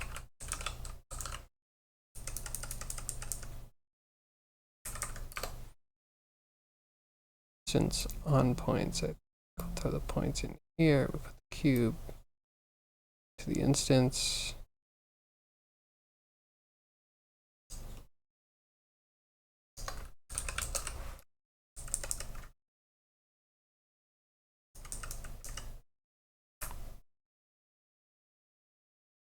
So probably want to realize them eventually.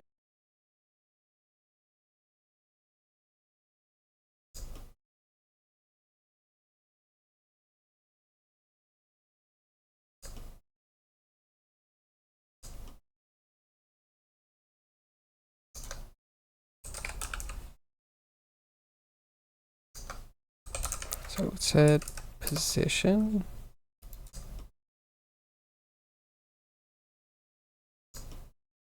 And I think we can use index on points.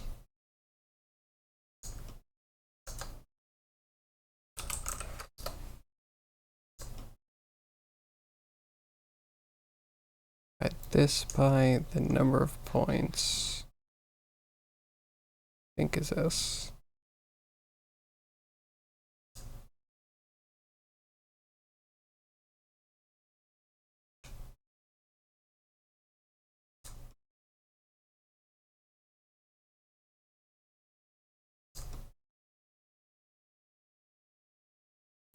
So then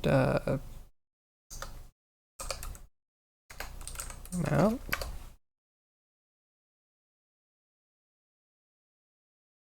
So that going between 0 and 1 should be placed between max x and min x.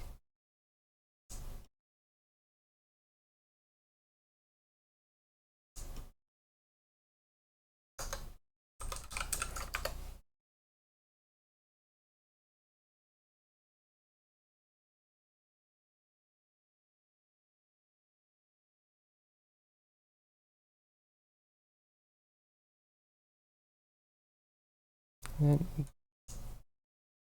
I don't know. Cedric playing Evil Dead the game all morning and chatting with ChatGPT. Ooh, having a good conversation. And also, how is Evil Dead? I think I've only seen that played a couple of times. Seems good. Seems like similar to a lot of the asymmetric horror games. Yeah, I haven't seen too much to know if it's good or bad or what's special about it, really. Besides being able to play Ash with a boomstick. Guess the devs for Evil Dead, the game gave up on it, so it's slowly kind of dying off. Hackers got into the game too. The fun game with some balance issues and a few bugs. Okay. Yeah, it's hard to keep up development on something. Oh, yeah, rip. Sad to hear. Yeah, all too common.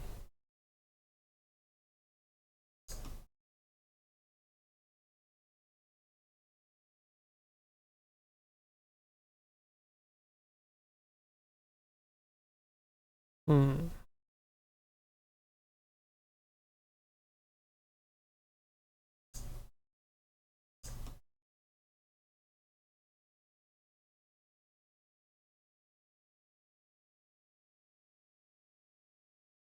But I can't turn that off because I can't see enough.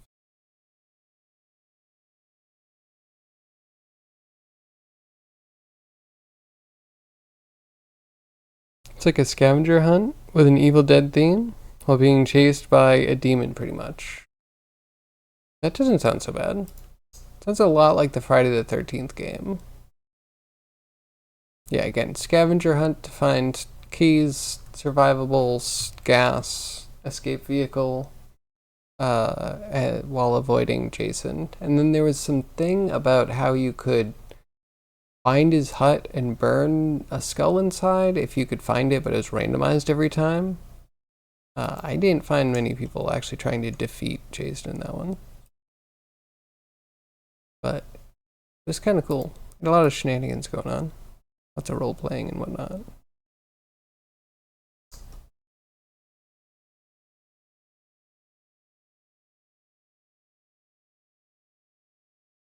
Hmm.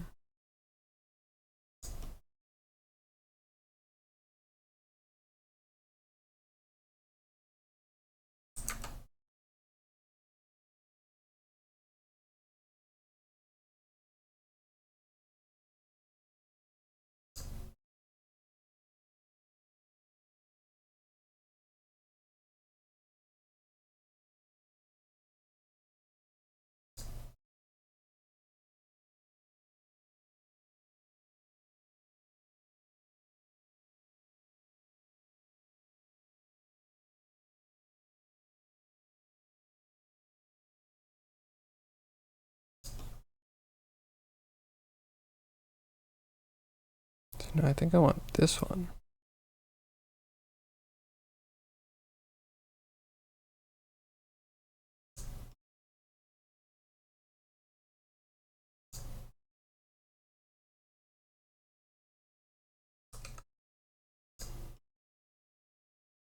It should be this one. How many points are there?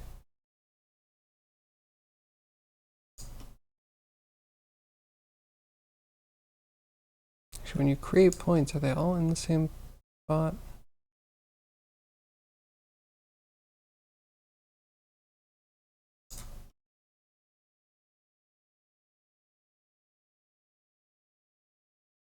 see nothing.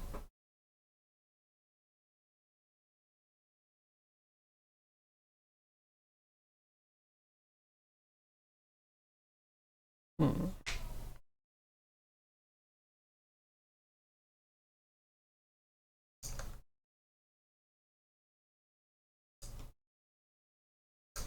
How about random?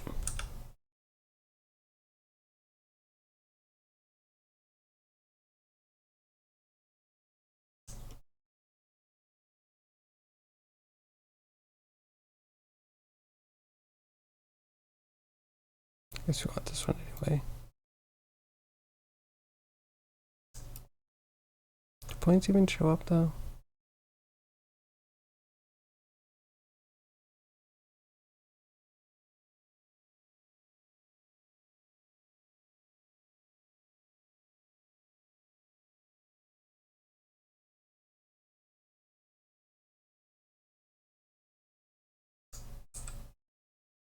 Okay, so we have points and we say that there's like 10.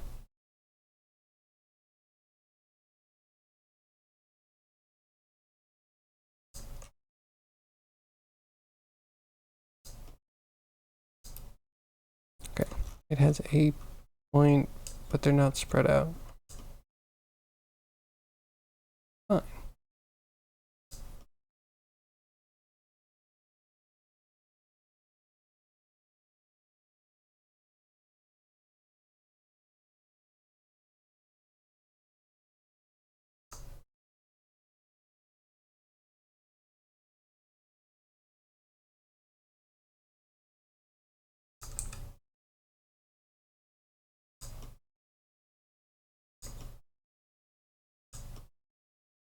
Okay, put this as a value.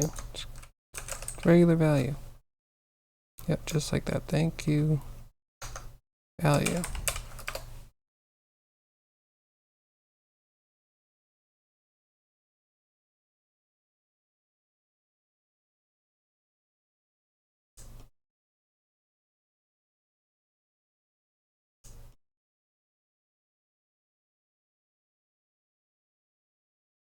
Okay, that moves the X. These are points. We just need the set position.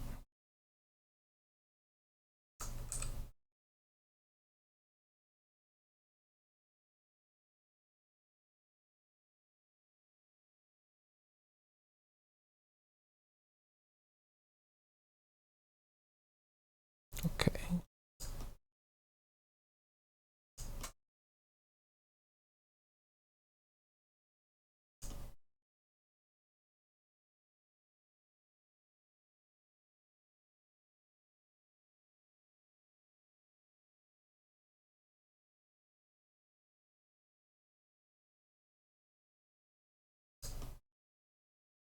Okay, that kind of works. So we just, I have a problem with the numbers.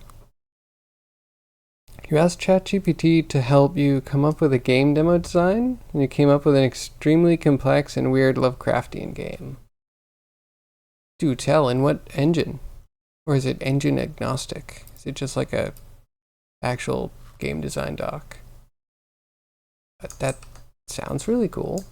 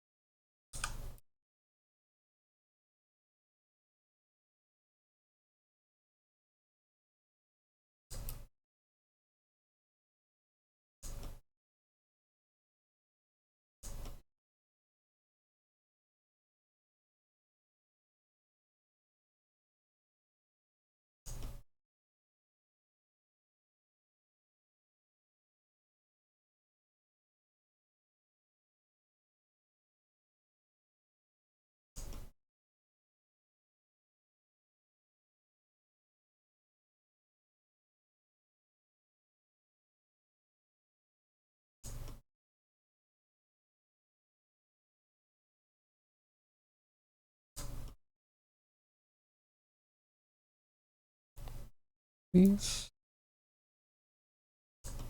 I guess we need map range in there as well. But why is the random not working?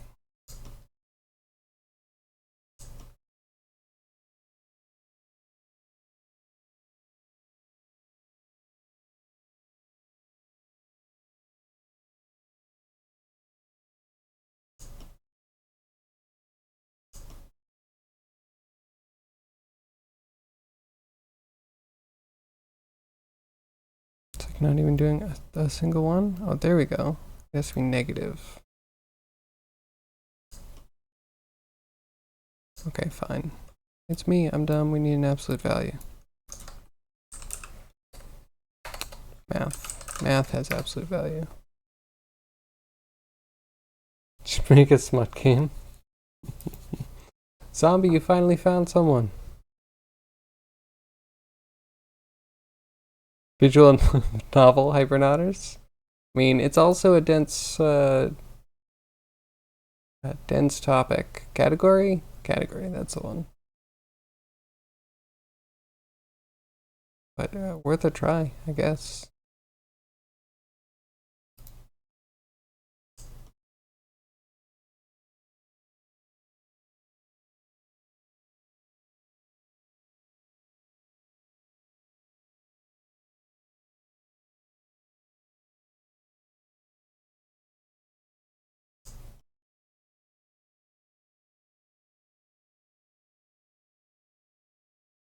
Okay.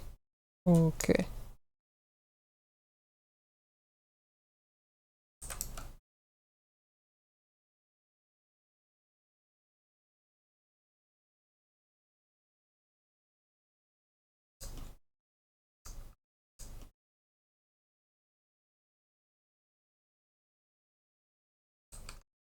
Cool.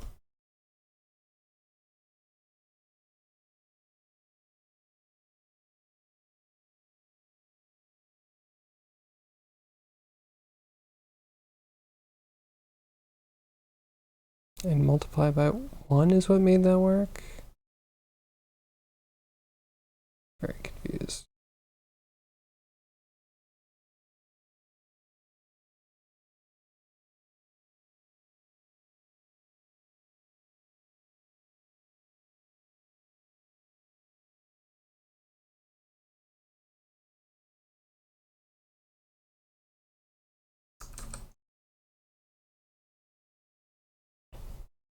Wait, okay. Space per book to a math is subtract. You wouldn't believe what kind of money people give you for a bad game? And even fancier how much how much they would give you for a decent game. I mean, yeah. I mean, it's hard making a game, right? You're down to sell out. That sounds good, I guess. Okay, so this is the space we have. Do this, subtracted from random value.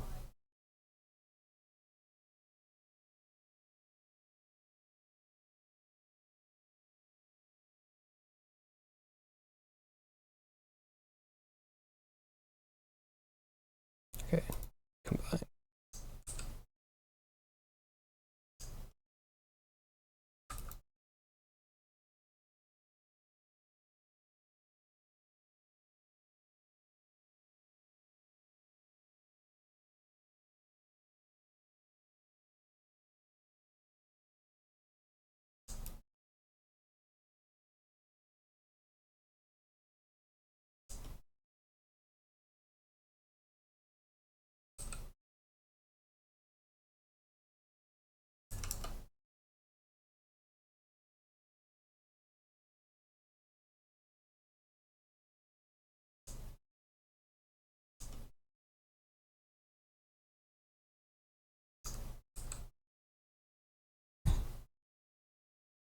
Okay, wait, this will work out.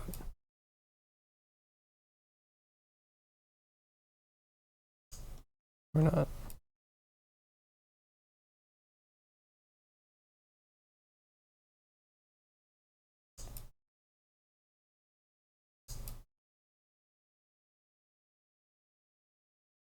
Okay, yeah, those are some random books.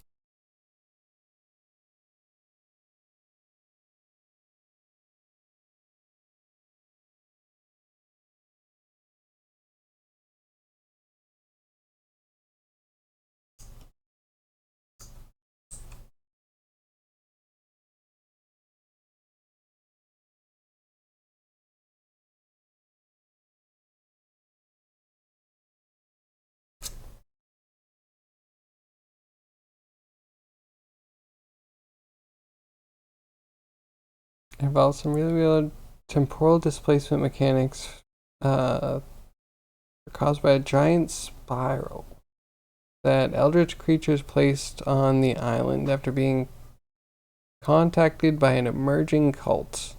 It was corrupted by a book they found buried on the island.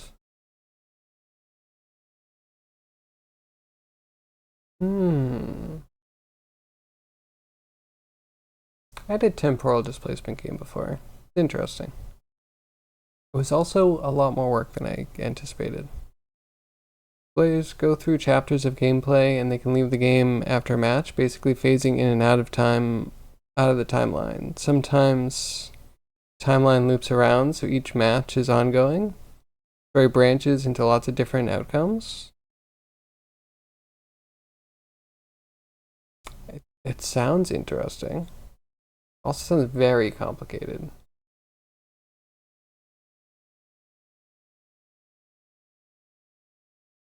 That's okay. Wait, is it just a game design? How much has ChatGPT completed of this?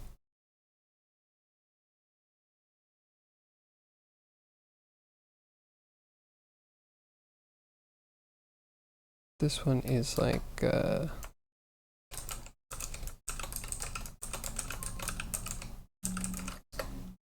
piece that the book can inhabit. This is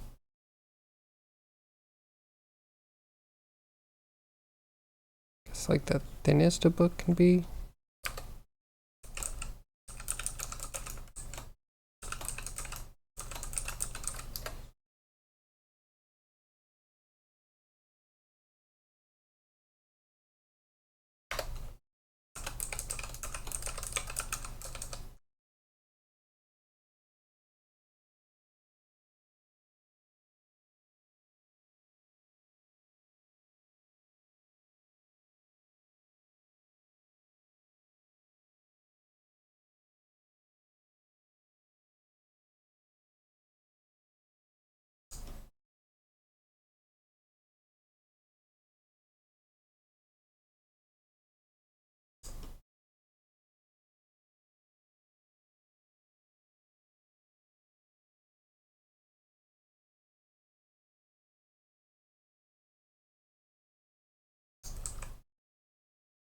Okay, so those are books, and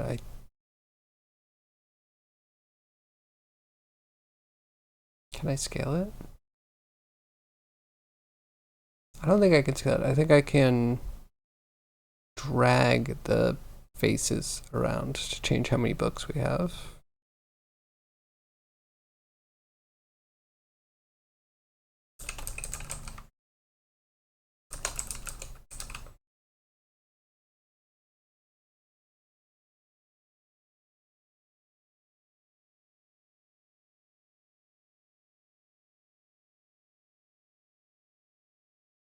Could I put one?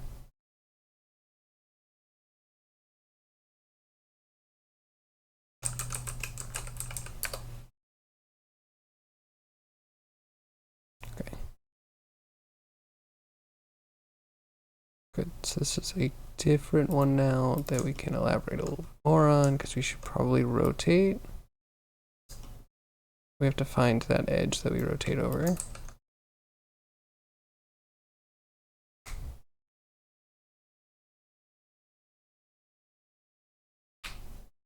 So I came up with some characters, some story, the environment, some creatures. There's some body horror mechanics, sanity mechanics. Players can go insane or get infected by parasites and start to mutate.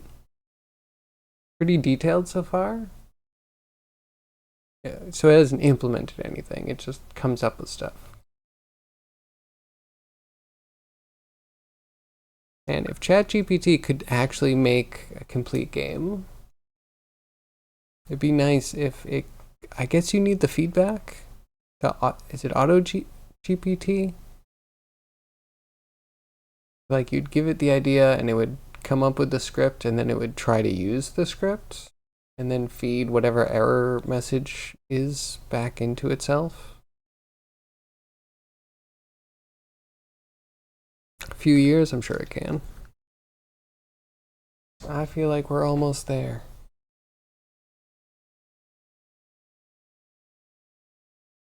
And by that time, there'll probably be no game devs left, so it'll be fine.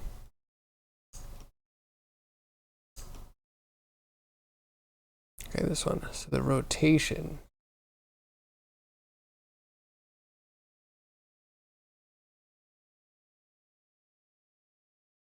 I was probably going to do this and they touched each other. They fell on each other. We either have to simulate them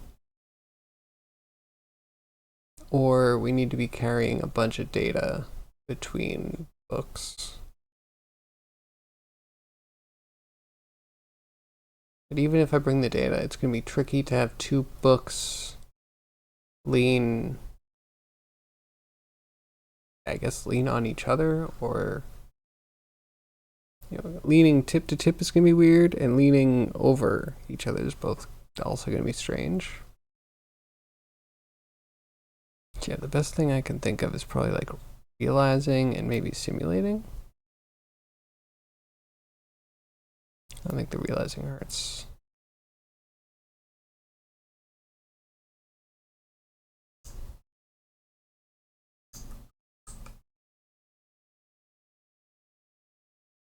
Sounds like a lot to actually make. Yeah, it does.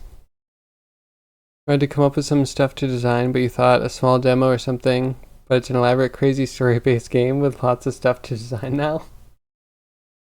Yeah. Your brain hurts a bit thinking about how something like that could be made. I mean, I'm sure it could be. You just have to like have the full idea so you can figure out which parts are actually connected to each other. Because it kind of sounds like a little kid with the kitchen sink brain just throwing in all the things it thinks are cool, even though they might be slightly relevant.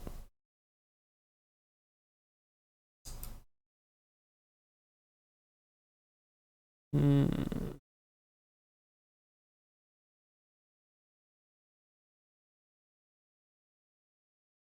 realize I would need to separate and then turn them all into rigid bodies, right? I guess that's where I don't understand where the simulation stuff actually happens. Simulation.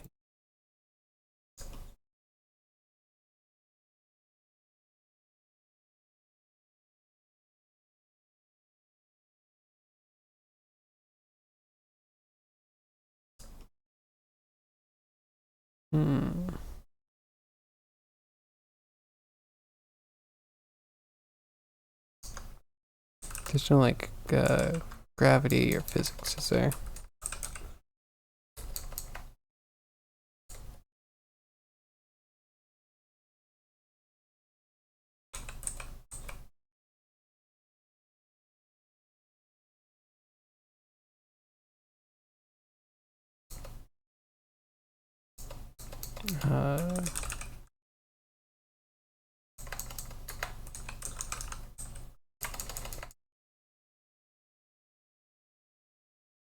Wondering if there's a good way to do intersection without actually having to calculate the point intersection. You have a question for Discord? Is Dirty Dozen art actually for smut? I mean, it's... I created that like the day I started streaming, and when I started streaming, I feel like half of the people doing art were all doing very adult art. So I was like, if people come in and they're not only the streamers but the users or the watchers are also making the smut, then I just need like a place for them to put stuff so it's separate. So yes, but not actual smut, please. Like, hopefully it's all art that you generate yourself. Maybe it'll just send a zombie. I mean, yeah. Like, articles and memes and music are the three places that you post things that you didn't make, but everything else should be mostly stuff that you create. We are all creators here of some sort.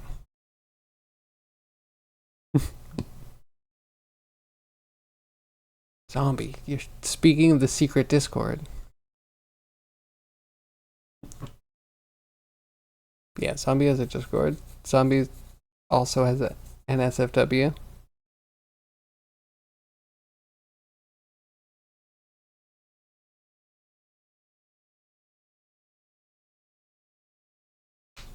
Interesting.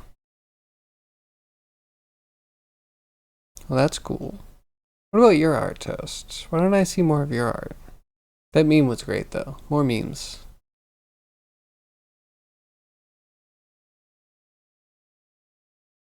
Your art is trash? That's alright. My art is trash to someone, too. Face planner. Evaluate index. How would I get a collision?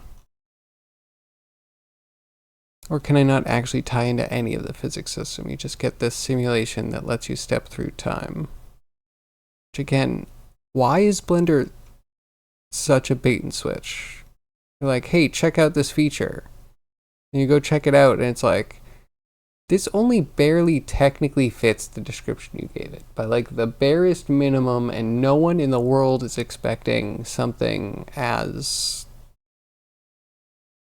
basic and barely functioning as you're actually going to put out. The hair thing was kind of cool, but again, there was like really big oversights in that. But like the simulation, there's only one simulation thing.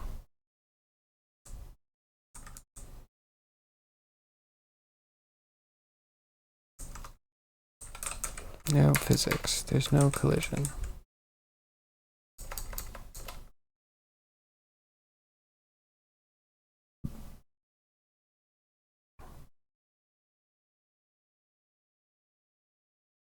With one single pick of a years old project? Yeah. Not a bad project. You should revive it if you wanted to. Ours is Venezuela, so we only accept crypto or through a Spanish payment app called Sinly. But if you want to hire him, he's really good. This might come off bad. I've never really wanted to hire an artist.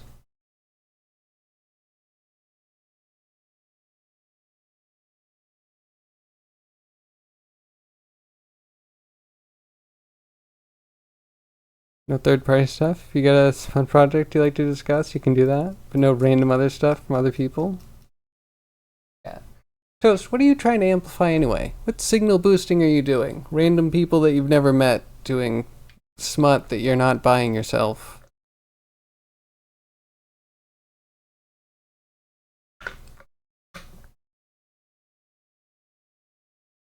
I worked with him for 7 years. Okay, that's fair. He does all your art. That's cool. And you have to bend over backwards to get a payment.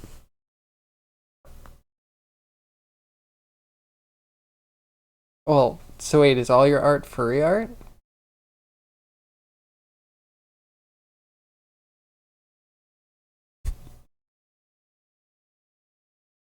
And do you guys collab or do you just buy art from him? Bend over backwards, really now? That was appropriate. I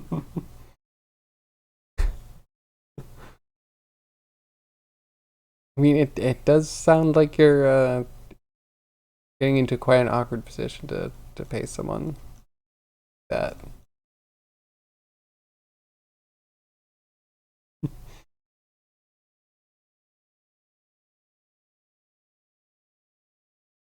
And again, if someone's like, the only way I can get paid is Apple Pay, I'm like, all right, who else is an option? Really? He does lifelike realism and everything in between? That's cool.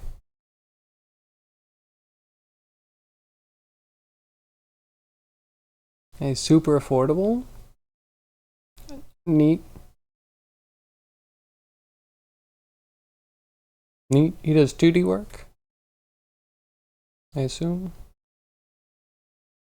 I still don't quite know how I would use this simulation. Alright, let's look it up. Blender simulation. Show me any other node working in conjunction with this simulation node.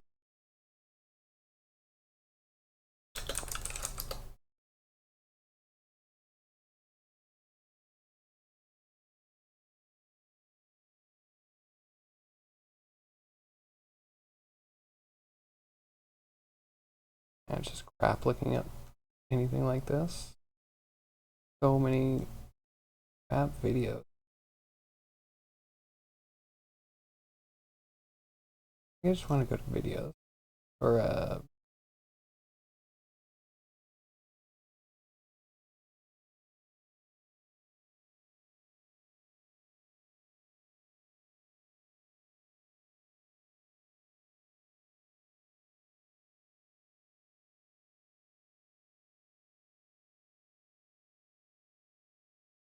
no, I'm probably just wasting time.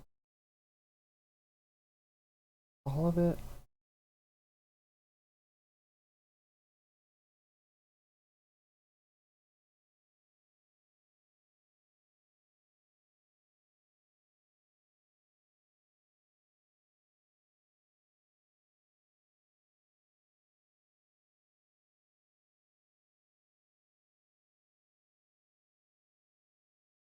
So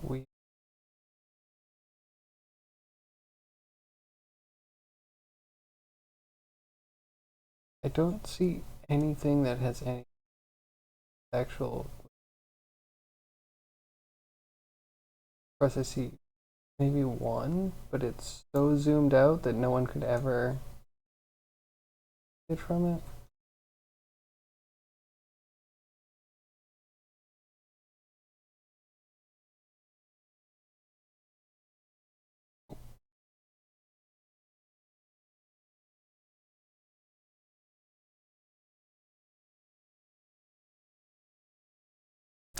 Blender simulation.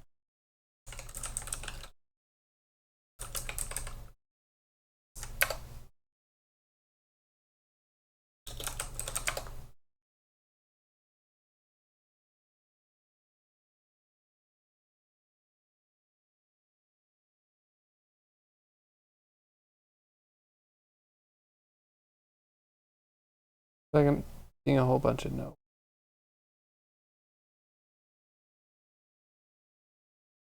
Yeah, I don't think this is gonna work.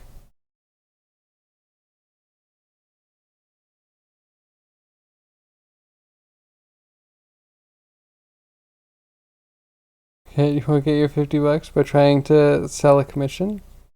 Oh, is that what's happening? Yeah, you're saying in the chat of someone that does everything himself. I have seen several times in my life a asset on the asset store, and I was like, hey, that's cool. I'm gonna remake that. And I did. And I didn't sell it, because that's not the kind of guy I am. But I'm definitely not the kind of guy that sees something and then buys it. I'm more the guy that like sees something and wants to recreate it.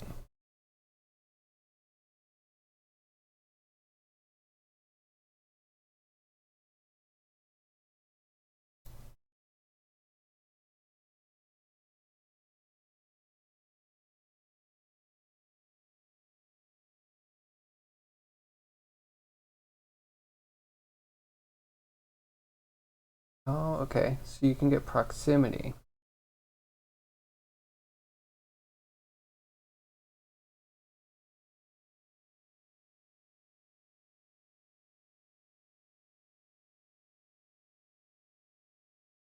Very weird. We could try that. Oh, but then how do we do the falling?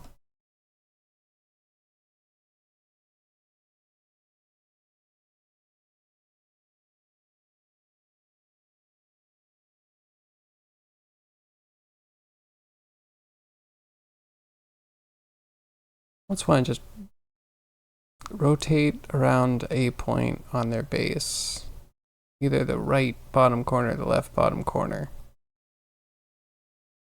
until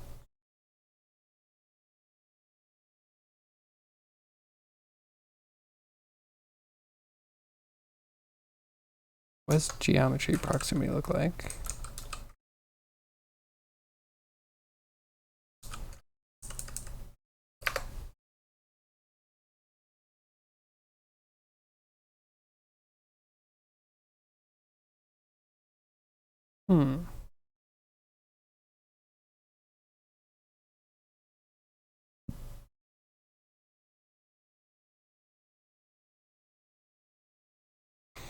You don't pay for spot. Try to steal it, combine, and resell it. You should be selling stuff? I should be. It's where I almost want a manager. Because I feel like there's a little bit more work in selling stuff than just making stuff and listing it. Procedural building generators could be useful, because people do that a lot in Houdini. Yeah, they do. They definitely do. But yeah, you can both create them in Blender, so I think a lot of people are, and there's a ton of people that have already made building generators in Blender.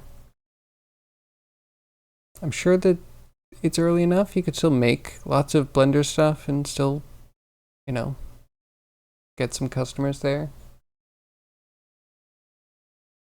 That is some work. Probably worth it.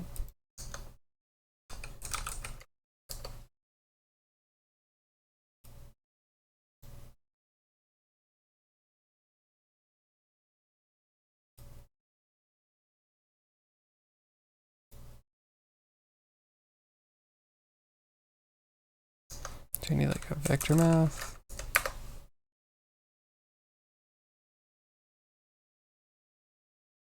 Or we have a distance. We'll just do distance. Distance is less than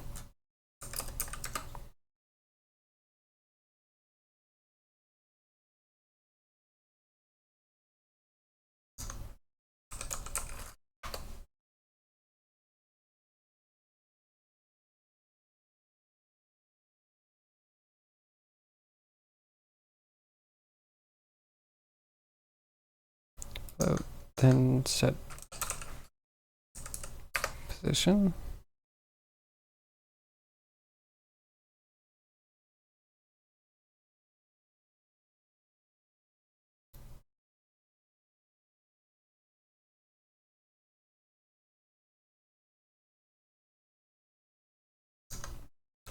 Combine? Nope, not compare.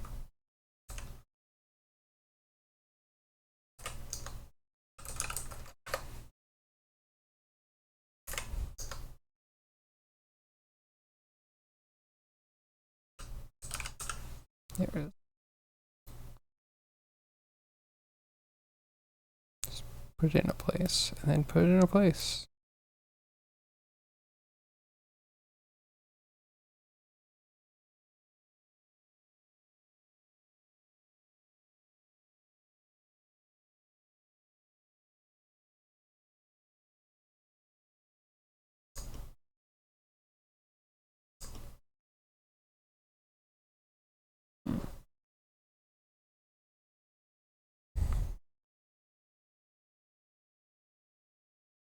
Seen some impressive kit bash pieces? Yeah, I mean, there's a whole company that's doing kit bash sets. And yeah, a lot of these, it's kind of tricky. The industry's been around for long enough. There's lots of people trying to make a commodity. There's lots of big companies that are going to point you at what to make and then give you very little money and then list them for a lot of money.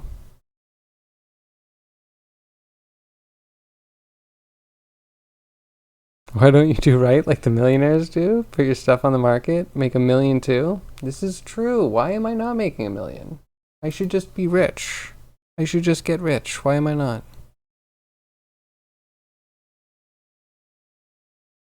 What you think would work is putting out a set of pieces for sale, selling them at like 70% off, make a reasonable profit.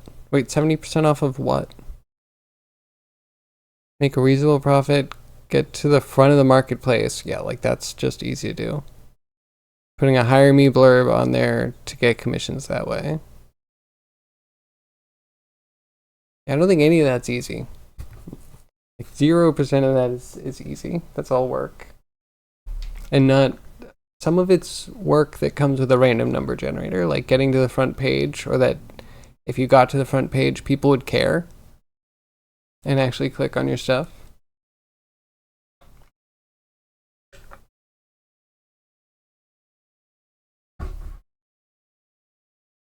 And then you put the hire me blurb, and all of a sudden you're in a completely different market than just putting stuff up on a site where you sell it and it's automated, to like actually dealing with clients and negotiating deals and actually delivering what they want and trying to get paid from them.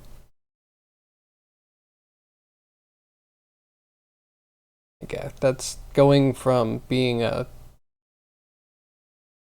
I don't know, small factory, a cottage industry, into being a contractor. You need to make an AI that can generate high demand assets and upload them to your marketplace and just sit back and wait. There was literally an article about how someone said that you could do that, implemented that, and then found out after 6 months that it doesn't work because you put in more money through discovery. Because like you have to be on trend all the time.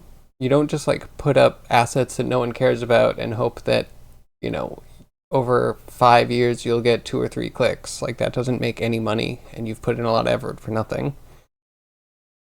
He was like, yep, it doesn't work. I was a fool.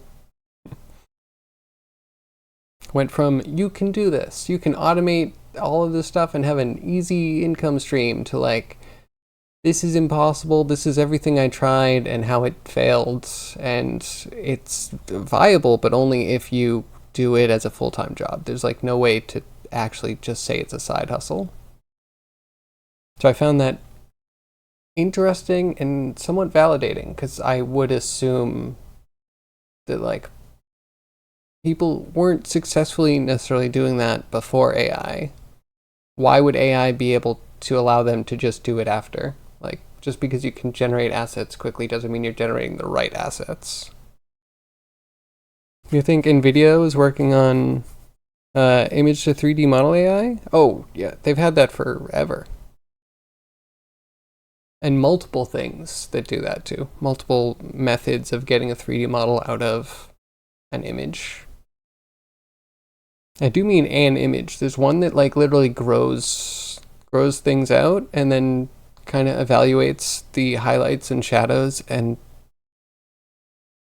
keeps growing or subtracting, you know? So it just kind of like bubbles and balloons out until it fits the volume of the object it's supposed to hit, based off of like having the right proportions and having highlights and shadows in the right place. Adobe is supposed to add 3D modeling to their AI tools. Guess this is the same one NVIDIA is making. I mean, there's so many. I mean, you are all talking about this as if it's a new thing, and that photogrammetry hasn't been something that has been worked on for like 2 decades, if not longer.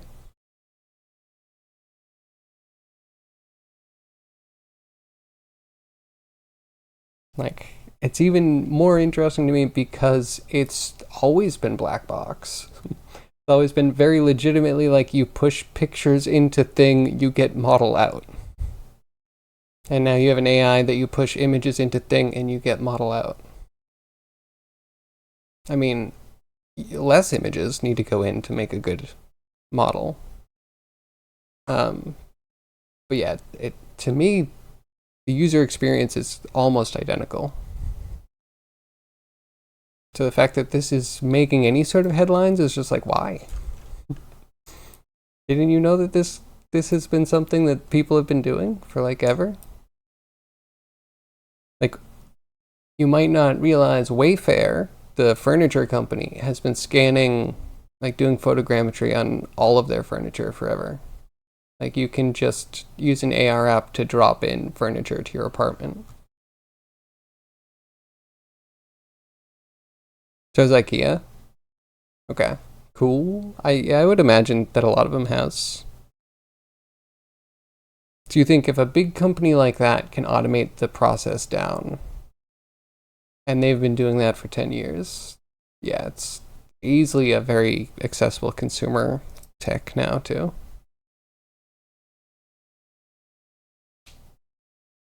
I mean, we've even seen the style transfers. Those are AI though. The style transfers are interesting. The auto textures, which are similar to the style transfers, but I think a little different.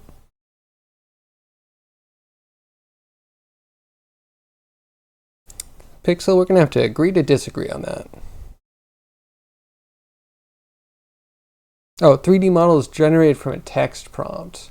So I saw something else. What was it called?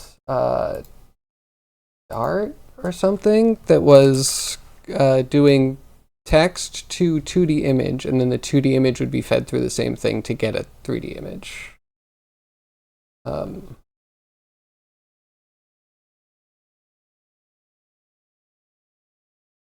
Where is it? Art 3D.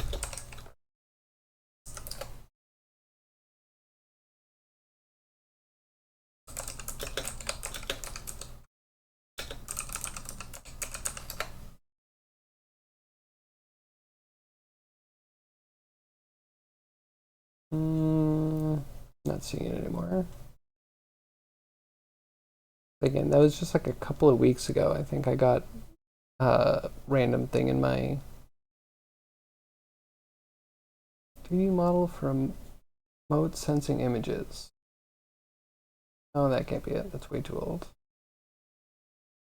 Oh, I don't know.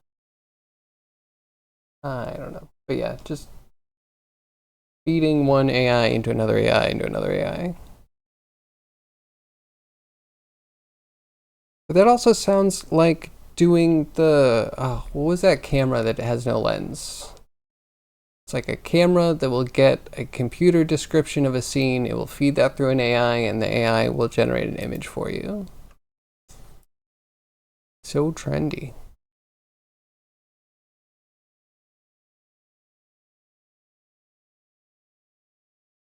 I don't know about 3D models generated from a text prompt. That could be interesting.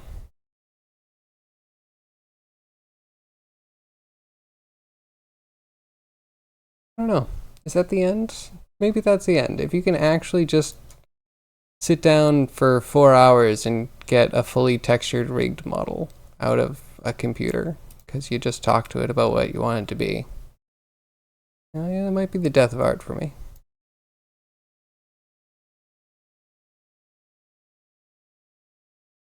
The ones you've seen so far are very voxelized and blocky. Okay, well the NVIDIA one, let's see, the NVIDIA growing thing.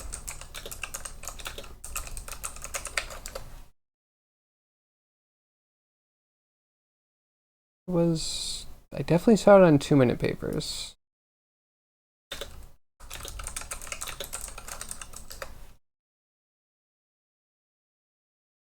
Here we go. This one is from 2022.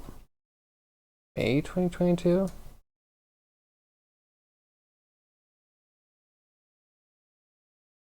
Okay, let me get to a part that doesn't suck. Okay, so yeah, this is kind of the process. You start with a thing and it just kind of like pushes and tries to match the image. Like this I would consider photogrammetry. So yeah, definitely not text prompts, but also,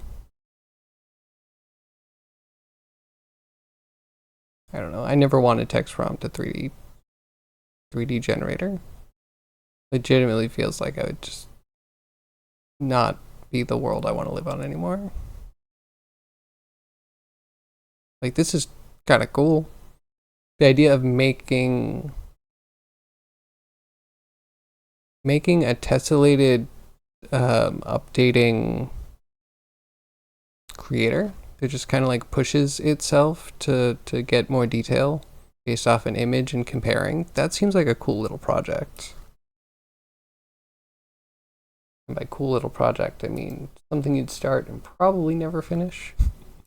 Something I would start and never finish.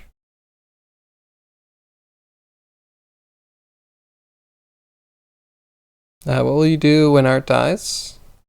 I don't know. I assume society will be in a huge problem, and it will be the least of the questions we need to answer.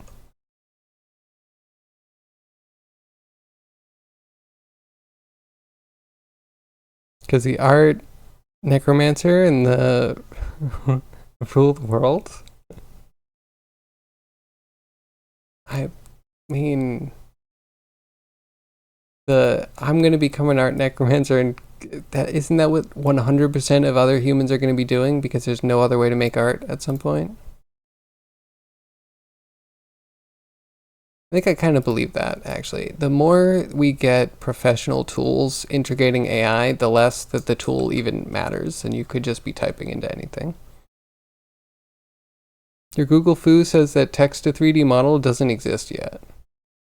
Is there text to 2D to 3D? Because that's what I was seeing a paper for.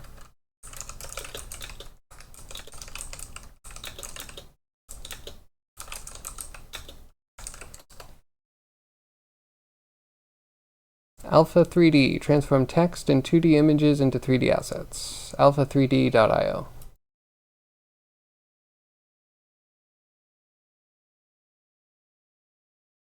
Trash, but you know, it's what people want.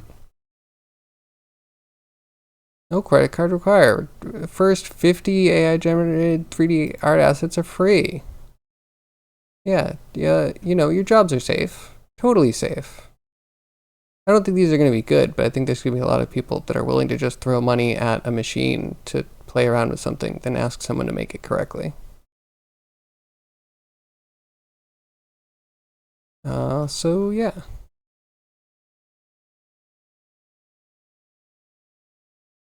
So yeah, once they integrate this into every single thing, into Maya, into Unity. Actually, once they integrate it into Unity, why do you need Maya? I think Autodesk is going to suffer a lot. Adobe too, actually. Because once you have something further in the pipeline that can just replace everything that was previous in the pipeline to generate assets, then like you start using Unity with AI, why would you need any 3D software? Why would you need any 2D software? Maybe text to art intern to 3D would be more practical. I mean, kind of. If you give text to an art intern, you're going to get almost anything.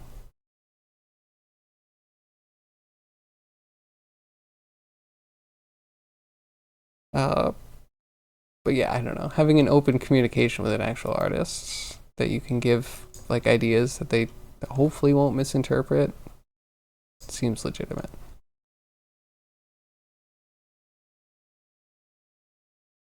How do we...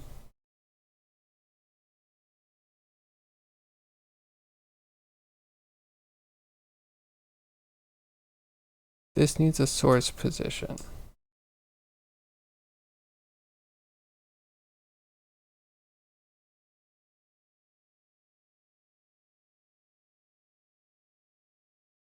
Oh, and they have to use named attributes.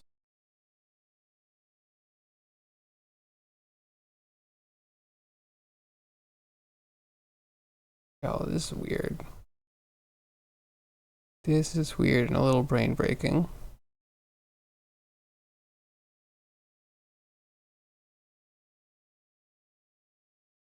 I feel like realize, separate.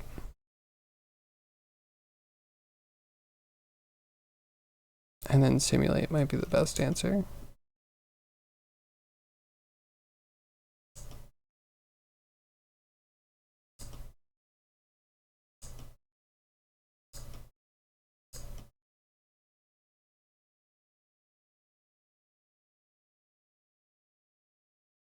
Okay, so if we have random depth, that's fine. That's easy enough.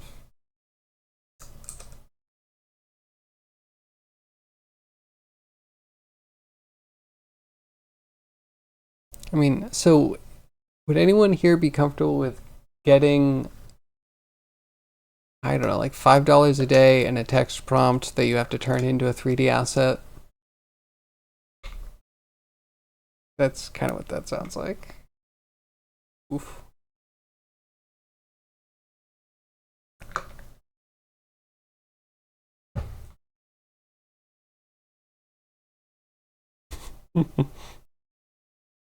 Give you more? I mean, the CEOs don't want to give you more. Unpaid internship? Perfect.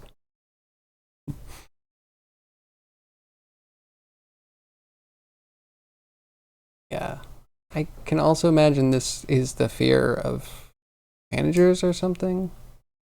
That they just send messages and that's all you get.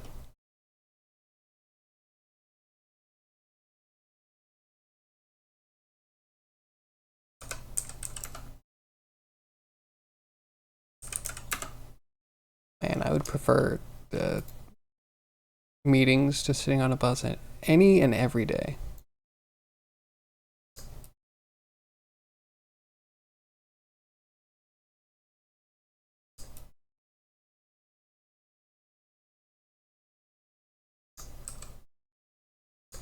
Okay. This one, I actually need to move it. If we change the size.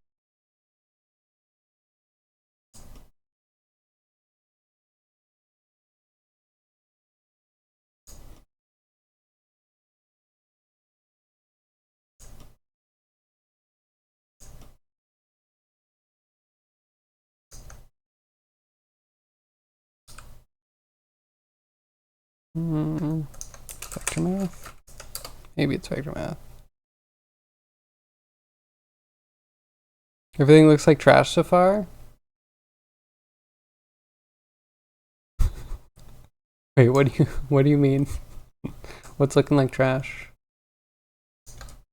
Is it my work? Because you're not wrong. It has a ways to go. Hope I didn't waste all of today.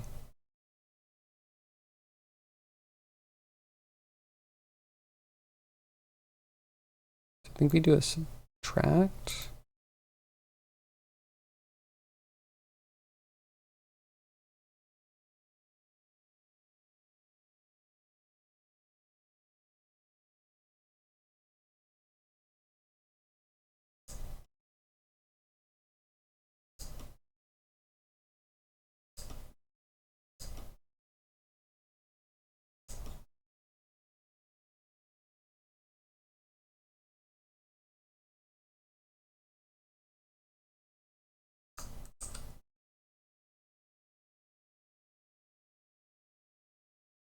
Mm-hmm.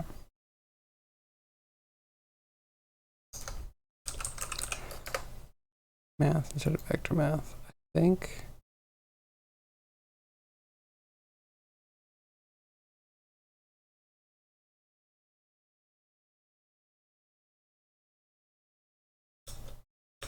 Not that, no. No, you danger never you? Thank you, I appreciate it.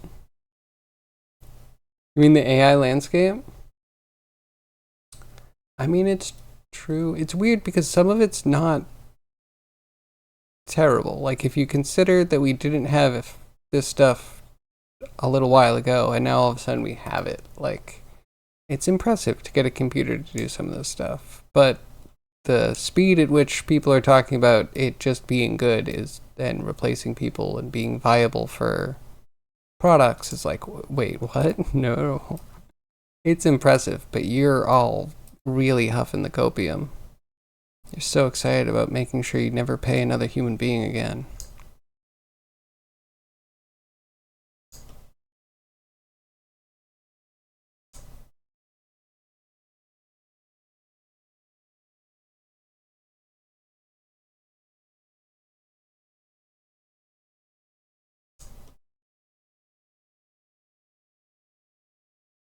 We put this in here.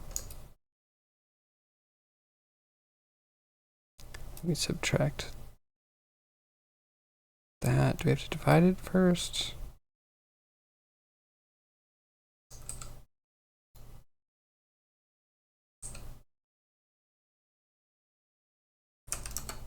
Divide that by 2. Track that from whatever height we're gonna use.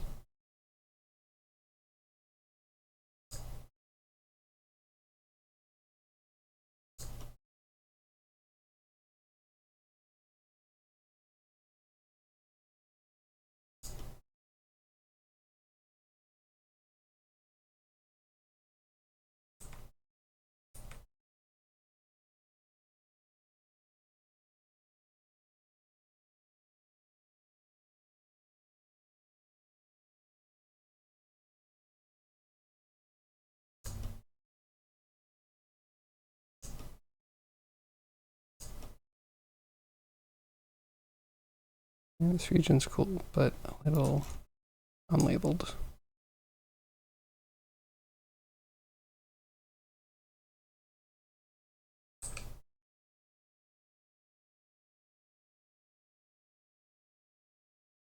Be interesting to be the one that made the last handmade video game before Make Art button does it all on its own.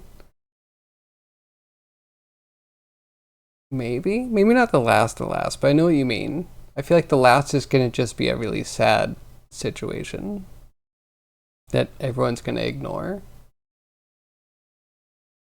But there might be like a last AAA game, which will actually be like a huge deal because so many people will be laid off.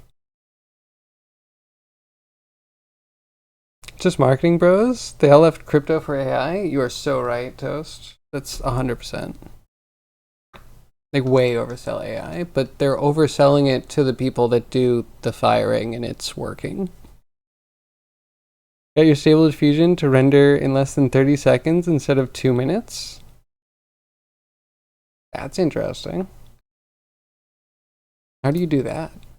How do you optimize Stable Diffusion? Are NFTs still a thing? You haven't been bothered to check? Yes and no. So I think the floor fell out again on them. OpenSea had a change where they would allow you to waive artist royalties.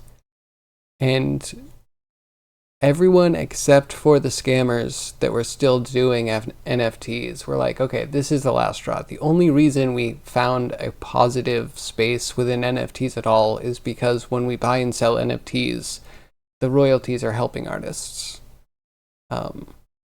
Because yeah, the ownership of digital goods is kind of fake, like we all know that. So it's just like a cute way to help artists be artists. And now that they waived this thing, it's like, yeah, okay, it's all rotten. It's all gone. Mind you, this is after the mass exodus, so most people aren't into it, but then there were a couple stragglers that I don't know, were huffing the copium. Of course, you got some nice offers for you. Cheap guaranteed value increase. So I also get notices on Instagram from people being like, hey, you have great art. And it's just a copy pasta message, but you have great art. I love your consistency and quality. You should message me so we can make an NFT set together. Yeah, I don't respond to those. Mainly because I think if I respond negatively, they'll probably just steal my art. But if I respond positively or I don't respond, there's a chance that they wouldn't want to steal the art because I would partner with them to make art. So I don't know, I just leave it.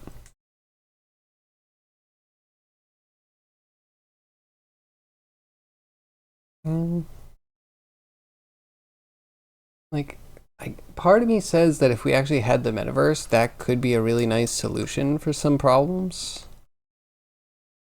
But again, yeah, I think we're now in a landscape where people aren't going to pay to have assets made. We now just have ways that consumers are going to make things, and if it's jank, then it's fine. Cringe is also kind of in.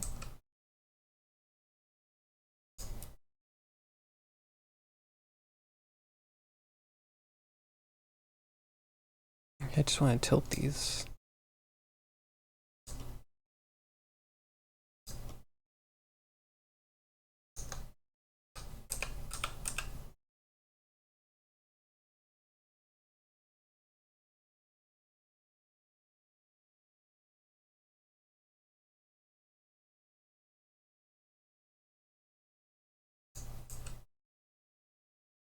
If I subtract half from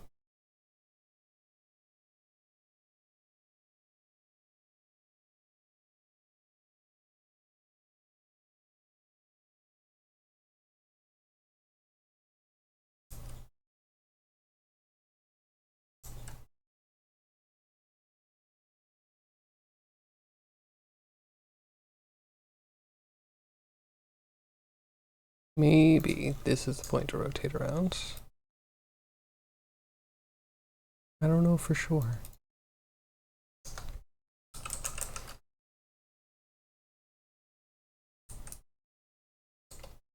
Is there no matrix?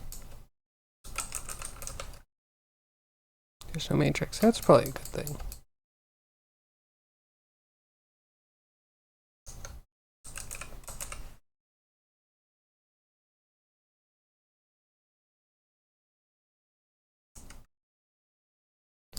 Vector rotate.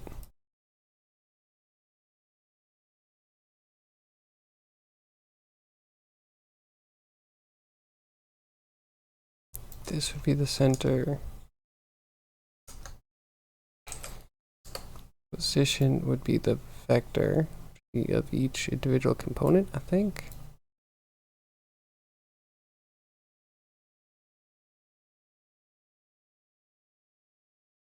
Axis should be Y.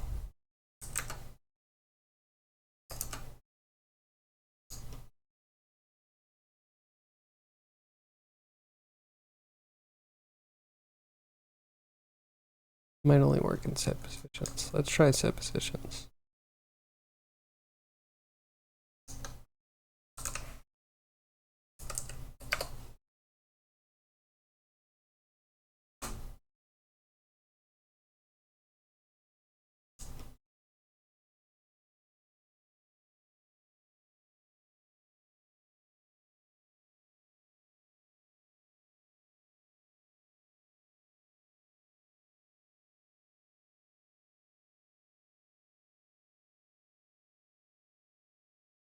Not quite. So if we need to do book on stair, we'd have book on stair. It'd be so good.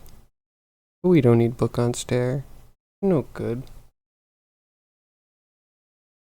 Heard of VHS tape grading on eBay? Some of them sell for 75K? Wait, no, I haven't. Wait, what is VHS tape grading?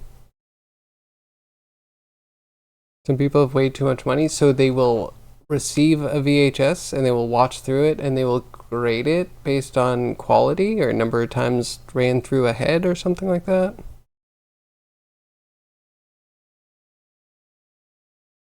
Lana, the overly attached girlfriend, sold her identity for 400K as an NFT.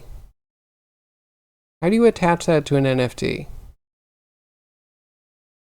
Does it just say the identity of Lana, the overly attached girlfriend? Like, I don't get that one. It was me who bought it? You're her now? Oh, I see. I see. Zombie is in the woods collecting identities now.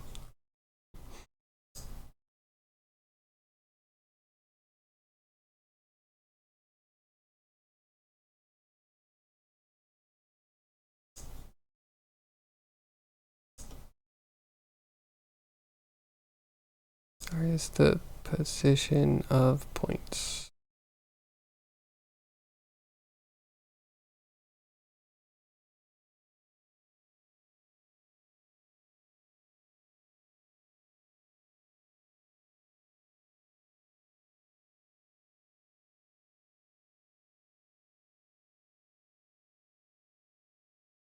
Oh, just nothing.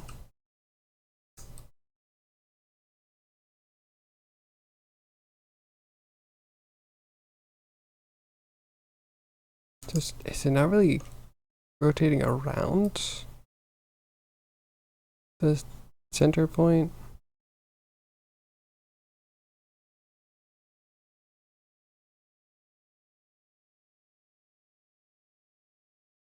Okay, it just doesn't do it for each individual one.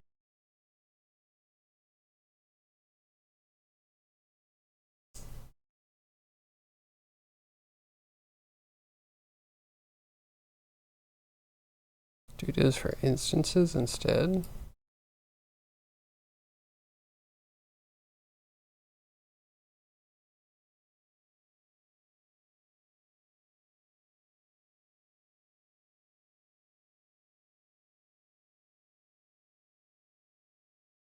No, it's all the same.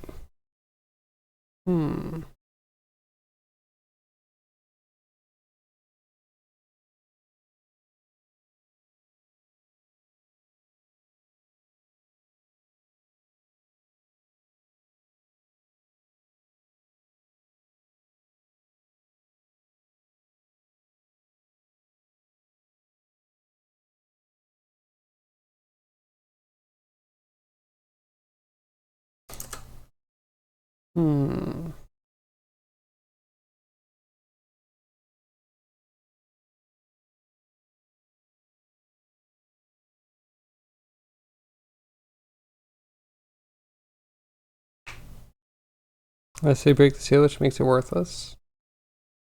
Wait, VHS grading is some weird scam or thing. You send a company that grades the tape and seals it in a plastic box for a few $100. Then you get it back and sell it for thousands of dollars on eBay. That makes sense a bit because VHS tapes degrade over time, and by being played, so you kind of would want one that has a longer lifespan, I guess.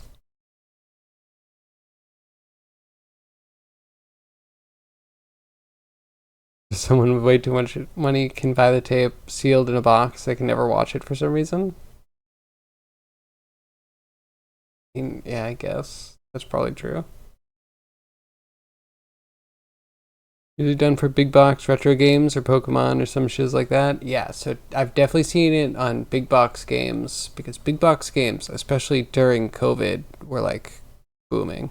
People are really making money selling their old stuff, and people are getting real nostalgic and buying everything they used to play. I'm not surprised by VHS, especially with Disney going down the tubes. People want the old Disney VHSs and they want them to play. You know, you don't want to get a VHS and it burns out, after a couple watches. We learned about it from Red Letter Media. Ooh. I saw one thing that I really liked from Red Letter Media. It was quite an investment, so I haven't watched too much from them since, but I have a lot of respect for them. They put all their copies of Nuki in a wood chipper and sent their best to be graded and sold it for charity. Made over $75K for it. Charity, yeah. Interesting. Very interesting.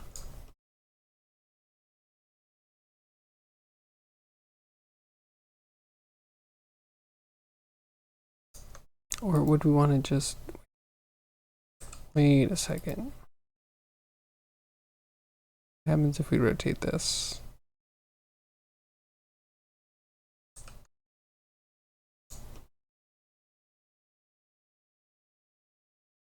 Okay, so the random.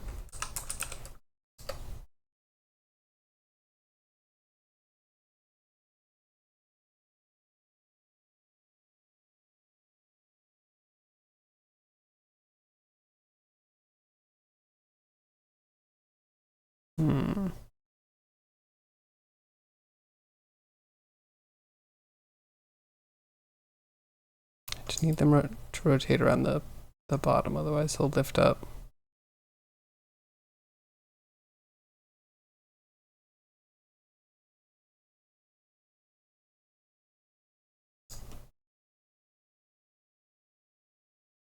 Okay, new idea. If we do a set position, because I think we want it on just the objects.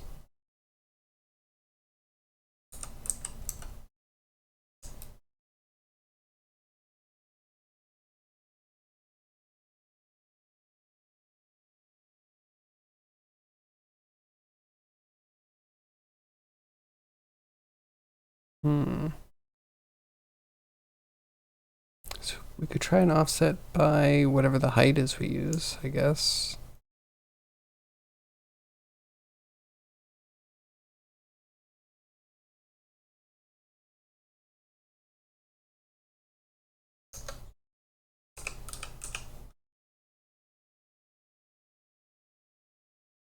Ship that into Z, I think. You're out, zombie. Good night. I'll see you tomorrow. Have a good one. And Toast, you have to go too? Later, Toast. Thanks for stopping by. It's been fun. Probably this movie, Nuki, is one of the most unwatchable movies ever made. Wait, so it's supposed to be worse than Planet 9 from Outer Space? That's kind of amazing.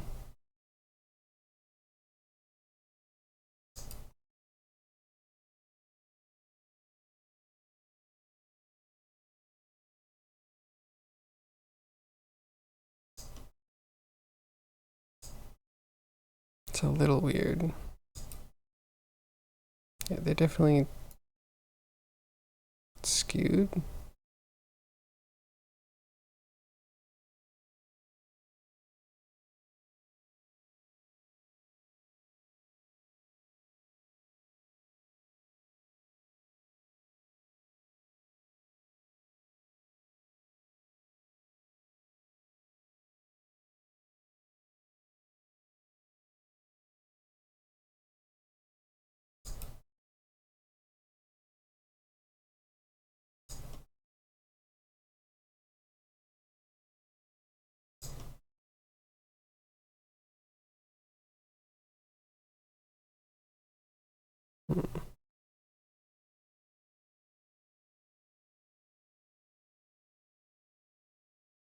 Okay, let's go to -0.2.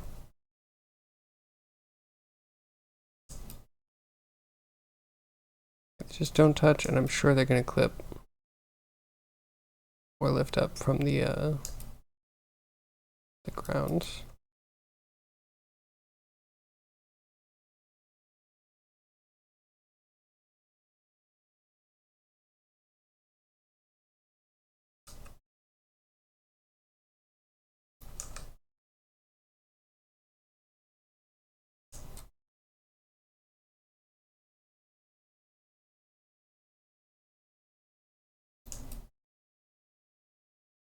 Maybe they're fine.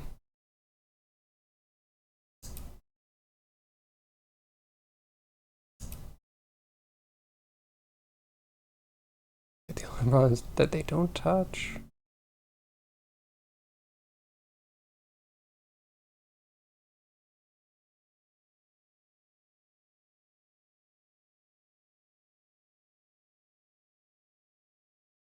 Type too fast.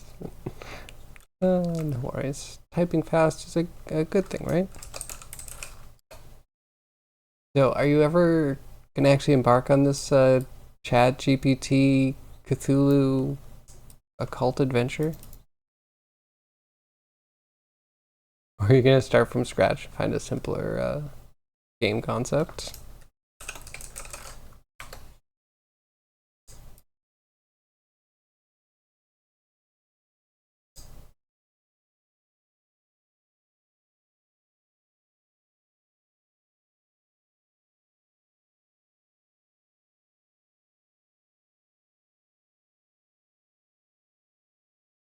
I wonder how much I could simulate. Could I just simulate this and have the rotation keep going as long as they haven't touched yet?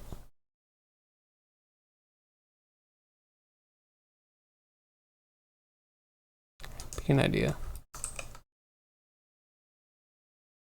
Anyway, let's see if we can. At 30 already. Jeez, everything's happening so fast. The book, we need the shelf.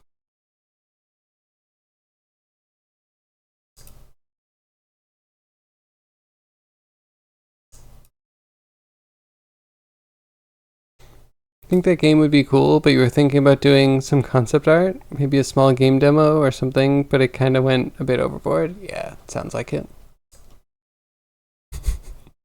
But it also sounds cool. Can you like cut it down? I guess see if the books are gonna work. So books, if we put you into edit mode, grab this face, we move Yeah, it just fills in books. Wonderful. I mean, they don't touch. I try that tomorrow, but we'd really need to figure out the simulation input. Maybe we can just do this.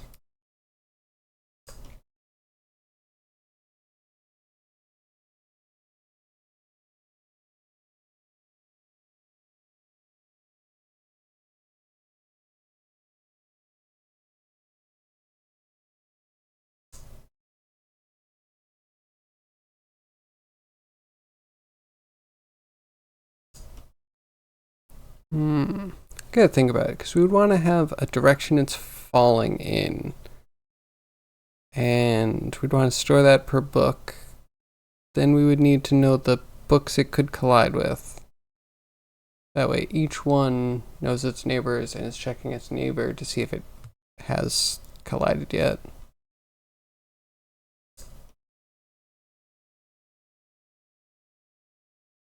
I don't really know how to do arrays though.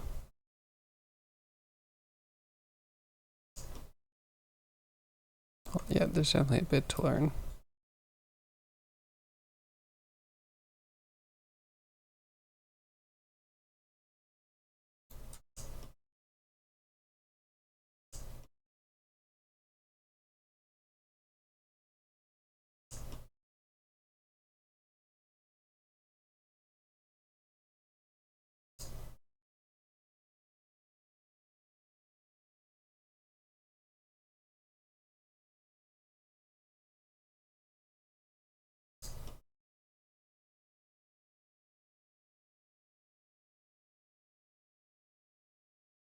Okay, so I don't think any of these are working.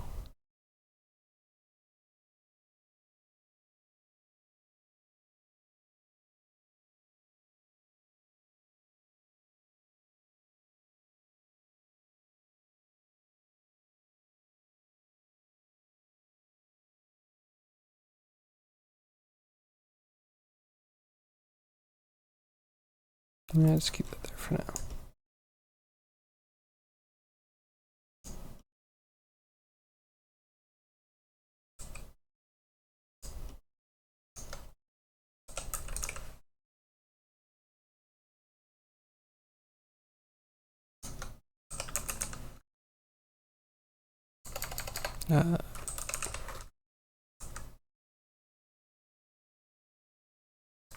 Named, capture, there's so many.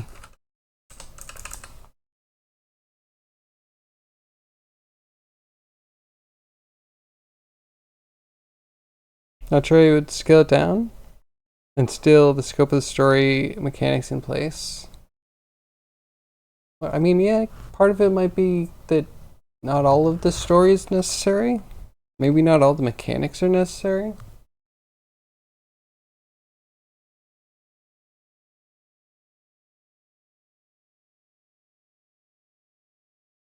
It's hard making complex games because you actually have to get people like prepped and up to date to actually play the game. And then they actually have to like the game to keep playing it once they understand how to play it.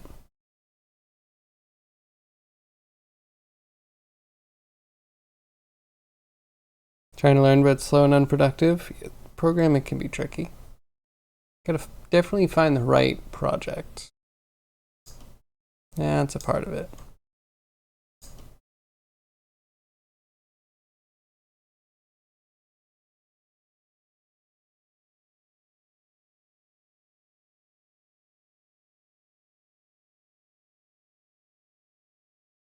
Points.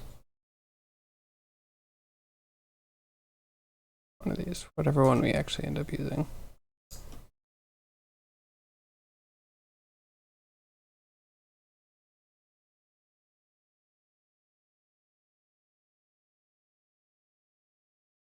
Okay, so we can store per instance. That's good. Named attribute, I don't think we need. But we might need capture.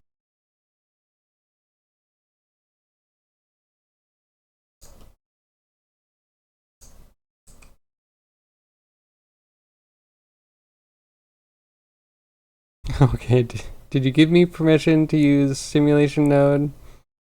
No. No. It's complicated. It's really confusing, isn't it? Kroji, can you teach me anything about it? Anything at all? Because I can make it, and sometimes I can get things attached to it.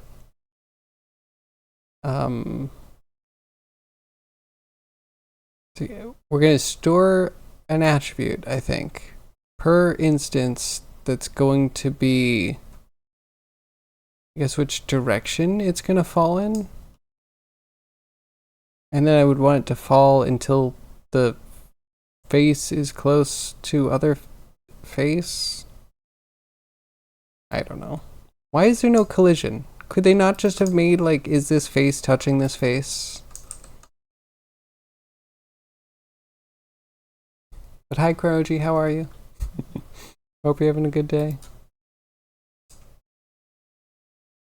I sailed right through break time, and I should take a break, but here I am not taking a break.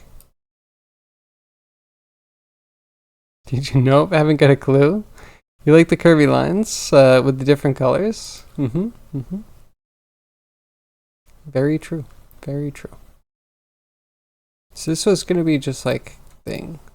So we got them having random rotations, but we need them to fall until they collide with each other and then settle. That's the idea. How do? I don't know. I'm not sure. In fact, this is probably all wrong.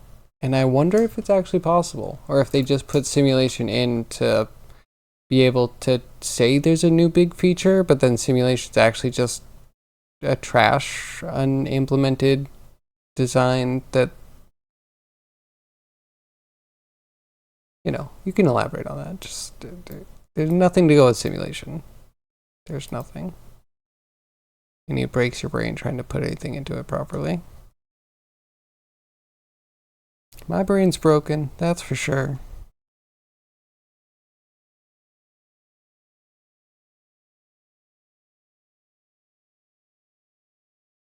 To put instances in here, this geometry needs to go in here. And then the one that comes out can go through realize. Now they're gone.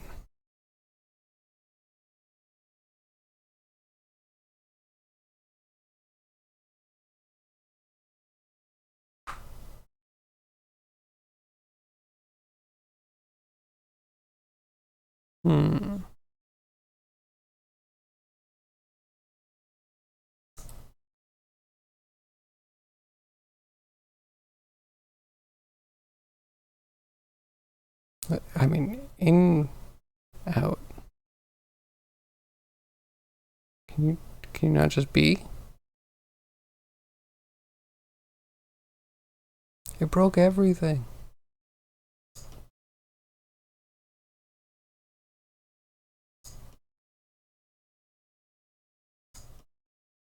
This is crap we weren't using.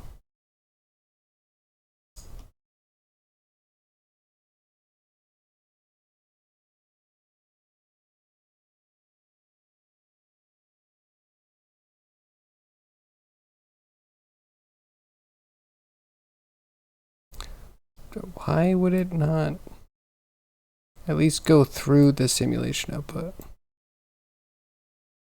Why can't it at least travel through? I don't get it. What can it simulate in Blender? That's a good question.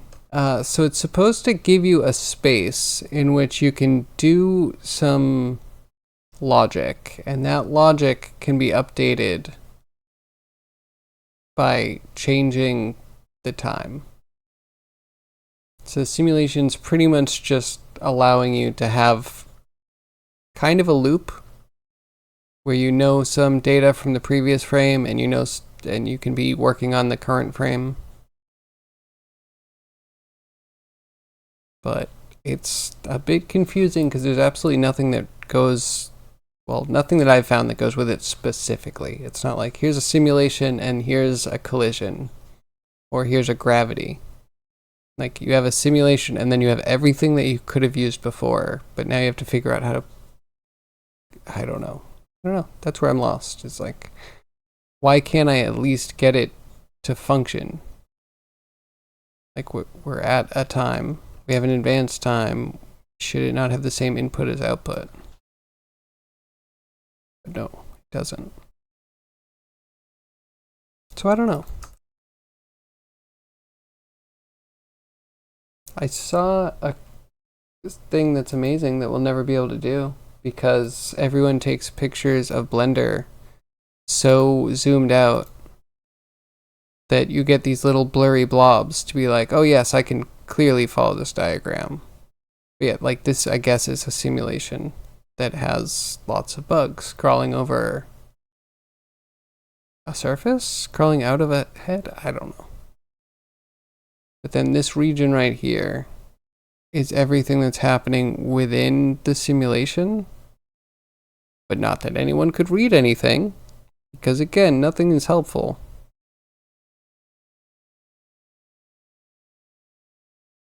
Yeah, I don't know. Technically possible. I have proof that someone did something with this system, but there's little to no help about it.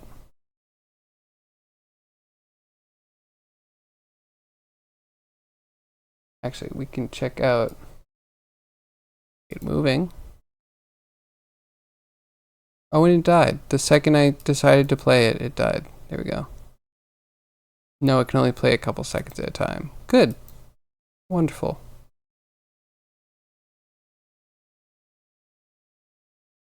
Oh, and they scatter from light.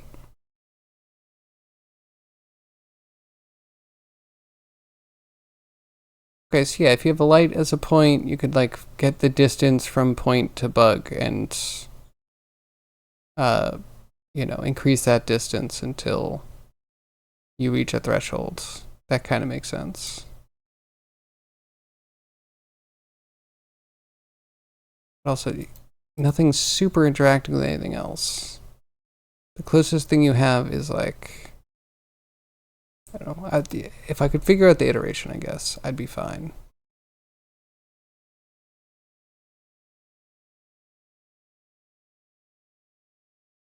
But not exactly the easiest thing to pick apart. Sounds a bit confusing? It is. I mean, some of it is logical. Like, you want to be able to step through and you want to be able to have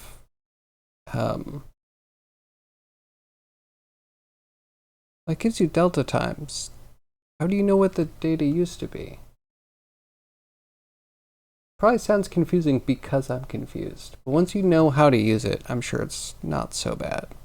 Because the idea of stepping through each frame and getting it to update is not that bad.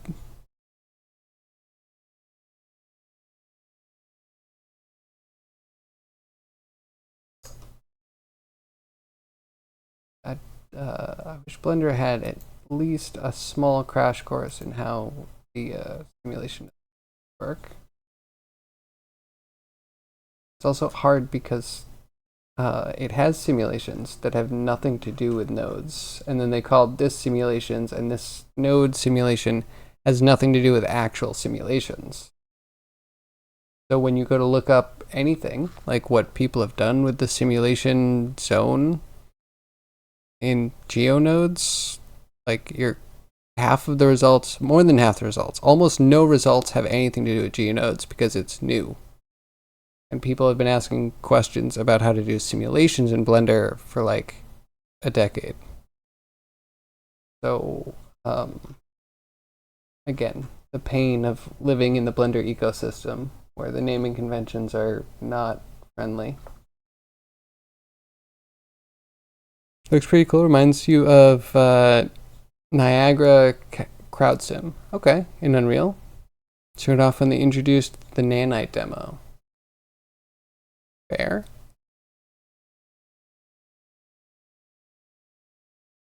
Fair, yeah. I mean, should be doable.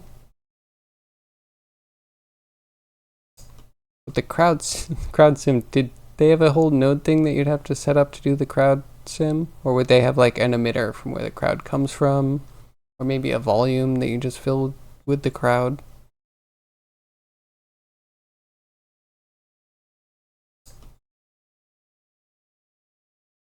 I'm staring at this, I'm just like, huh? What?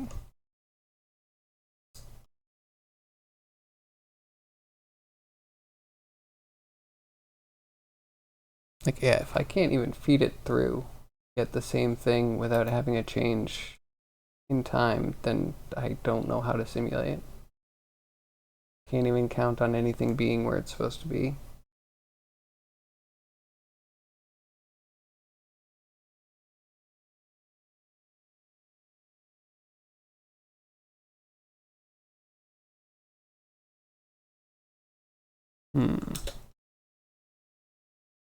Can't quite think of what I would look up to actually get any assistance on this.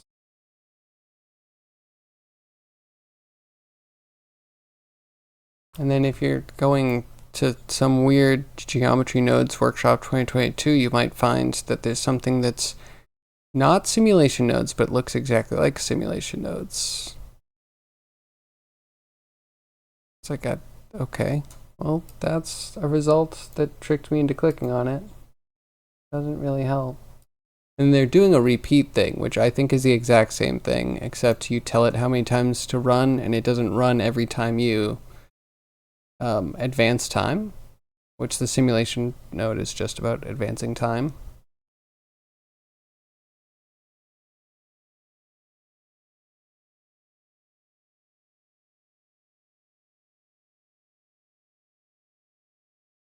Okay, set position, simulation, add scale.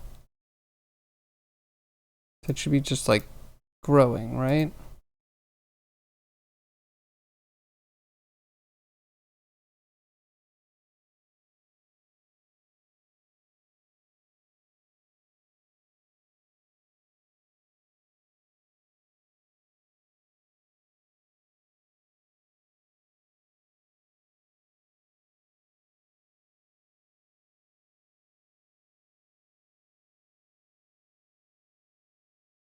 But I don't know, my brain's broken trying to figure this one out. Set position. The scale thing's the weird one to me, I guess. Where do you get a velocity and an age from? Huh? What does this do?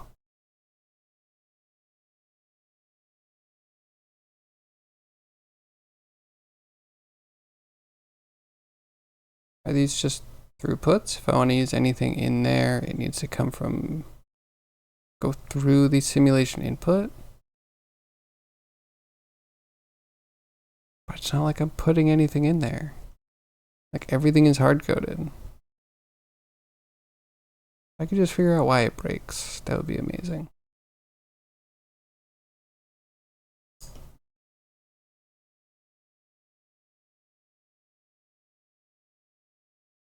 Unless, do we have to do it on the realized instances?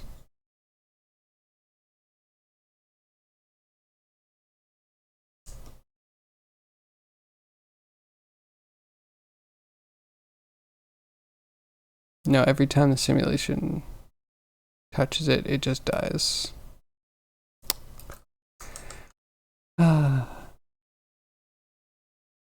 think it's a particle emitter or something that spawned some animated beetles. Not too sure how it all worked, but they would run from the light shined on them. Okay. Yeah, so they're being admitted. It is a geometry node, though, so I wouldn't just say it's a particle emitter. Like, it is nodes. They create a bunch of points. You know, the points move over time. I mean, we saw the whole node structure for it. Yeah, it's not like there is an emitter.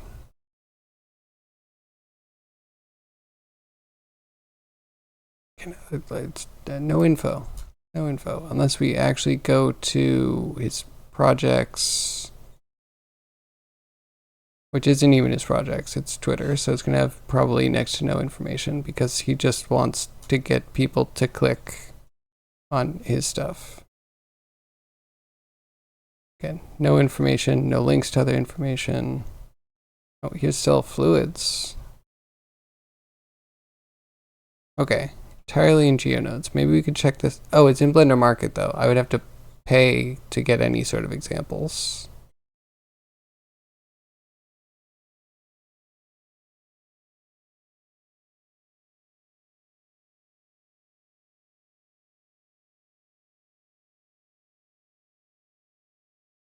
I hate this guy. He's wasting my entire life. Anyway, that's cool. Yay, Blender. I'll figure it out eventually, maybe.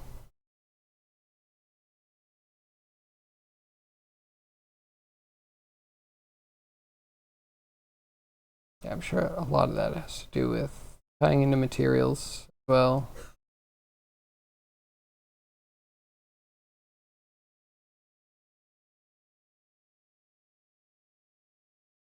Yeah, I'll figure it out eventually.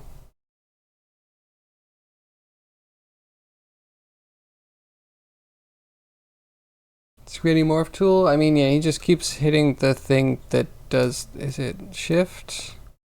He just keeps doing this and then moving out and then shifting again. Like, cool. You're so innovative. So glad that I spent the time to look at your Twitter.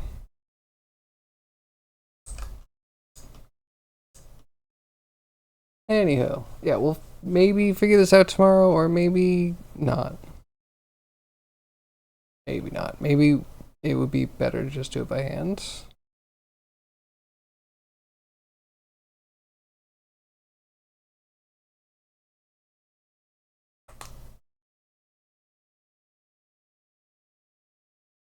Okay, I'm getting ideas. I am getting ideas about how to do this. But we'll just have to actually play probably in a brand new scene with just this simulation stuff and see if we can get anything to work. We could just get points to move around over time. That'd be perfect. That's all we need to figure out everything else.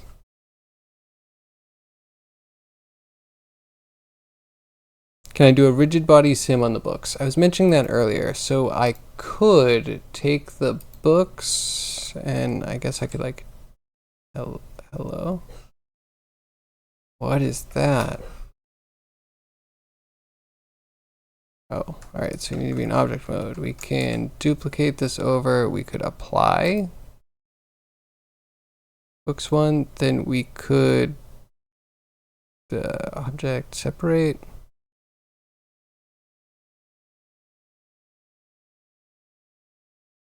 Where's separate? Why is it always freaking missing?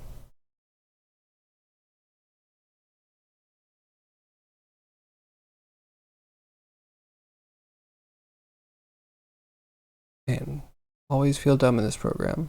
100% of the time. I don't see split or separate.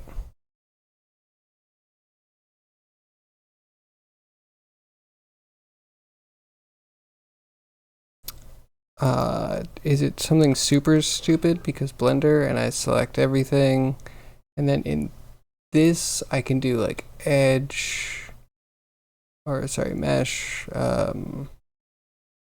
separate by loose parts, which should have been in object. It legit should have been in frickin' object. I hate Blender with a passion. So we could get all of these that we now split out and we could put on them a collision or a rigid body. Maybe not a collision. And then on the shelf we could do a rigid body.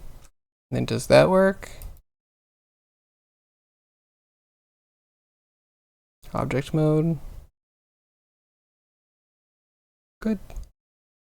Perfect. Oh, right. It's not going to apply it to everything. It's only going to apply to one at a time because Blender is a great program that everyone loves to use. So rigid body, click this one, rigid body, click this one, rigid body. waste my entire life clicking rigid body on each individual book. Because Blender's crap and can't modify more than one thing at once, unless you go through the Python API, which is very poorly documented. Sorry, we're at the end of the stream. It's all complaints now. Rigid body. Rigid body. And of course, the ones I actually want are over here. Body. Rigid body. Rigid body. Love this program. It's so good. It enables me so well. I'm definitely not wasting my life here.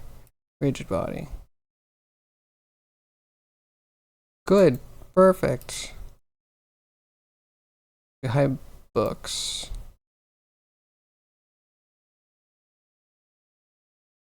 Good. Perfect. Didn't I make you a collision already? I swear I did. Blender constantly gaslighting me.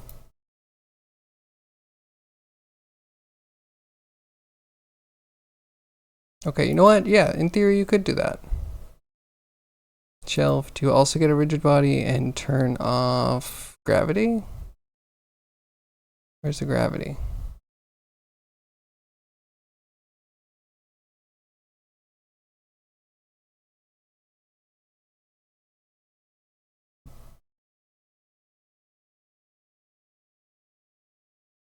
I don't know. In theory, yes. I guess that's the answer I'm going for. In theory, yes.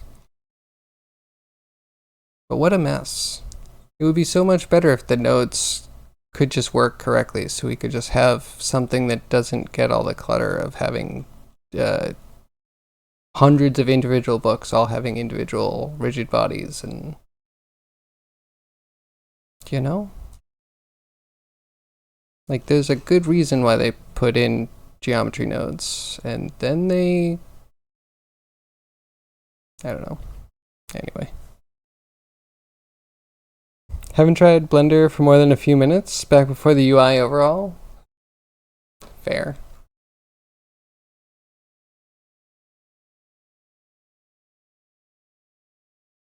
Wait, menu object rigid body add active. So is that to do it on multiple? So menu object, which rigid body?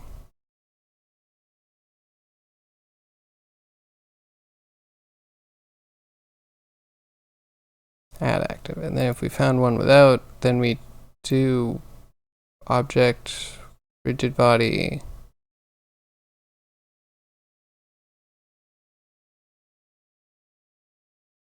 So this one, we'd have to copy. Copy from active. And then this one we could do paste to, this is also horrible. I hate these menus, they're so big.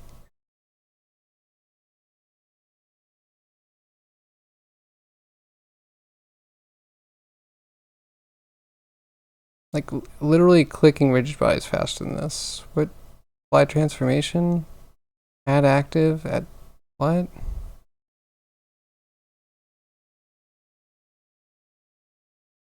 So if I select multiple, so I select all three of these, and then we can go to rigid body. And we can go to add active.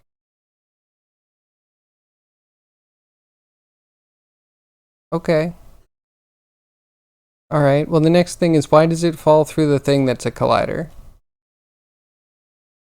So here we have shelf. Do we need to subdivide? Is it only going to do collision on individual vertices? Because we could just add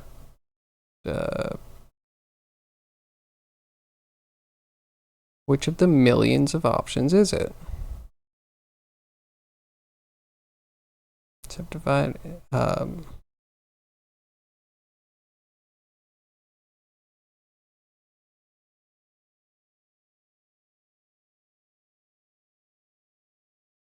Nope, dumb every time. I clicked it. Half an hour later.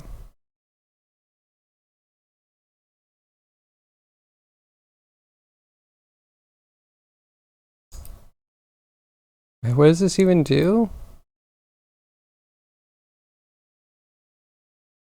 Hello? Do you have levels to you? You only do the one. Man, I hate this program so much. Add modifier. Which one actually? Multi-resolution? Remesh? It wasn't subdivide, which would make a lot of sense. Oh, it's sculpt. Cool.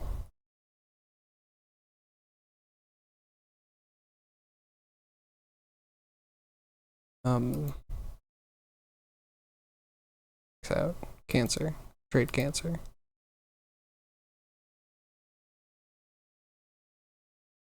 Linear doesn't even work. Just split it in half. Sim controls active, animation controls passive. So this one should not be a collision, is what you're saying. You drop collision.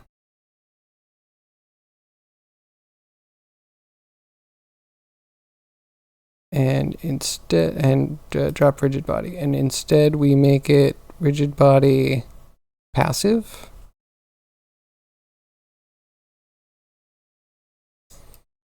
Great, we did it.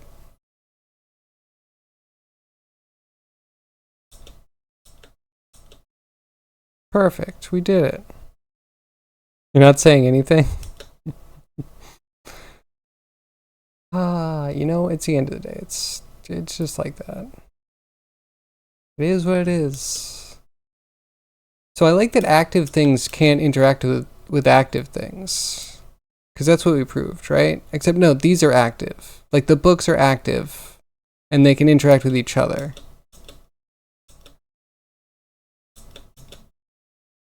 What?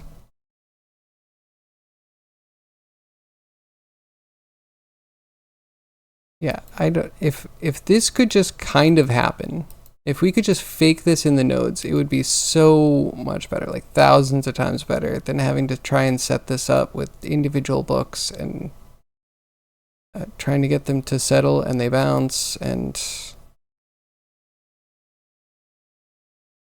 you know what I mean? I wouldn't mind just pushing it forward and everything, you know, stops when they touch each other. That would be great. I might try that tomorrow. We might give up on this because it's something that I think should be easier to just automate, you know, getting a bunch of books to rotate until they touch.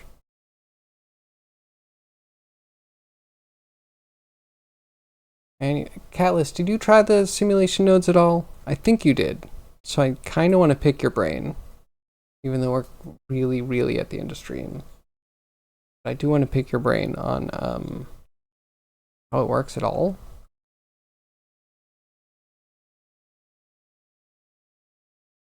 It's like I have this much, so we have books being made. And then we just need to have a simulation where we have the books move in whichever way they tilt until they make contact. Running sim components in nodes? No, asking too much. What do you mean? Running... Oh, I don't want these to be... No. These should all be in a fire. Get rid of these. How to... G, Control G, in a new collection. Books. How many times are you going to stop me? That's another time. I have to hit enter twice. How does anyone get anything done in this program?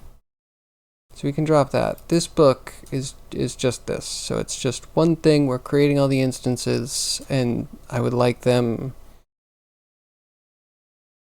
It's like we're randomizing their rotation value, but then they don't touch. Only gives you a chance to keep running your own nodes framely. At this point in the time, you have to do everything atomically yourself.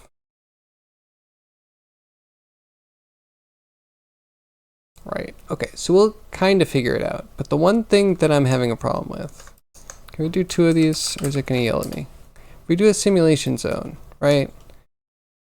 If we grab realized instances, we put them as the geometry for the simulation input.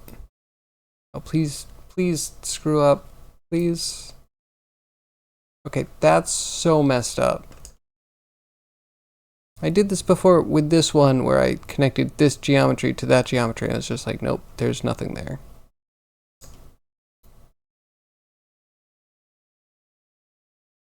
So if I put this here and I put this here, man, I hate this program. It's so fickle. Okay, never mind. If it's not going to absolutely ignore all the functionality it should have, then we should be fine. We'll see if that functions tomorrow. It probably won't.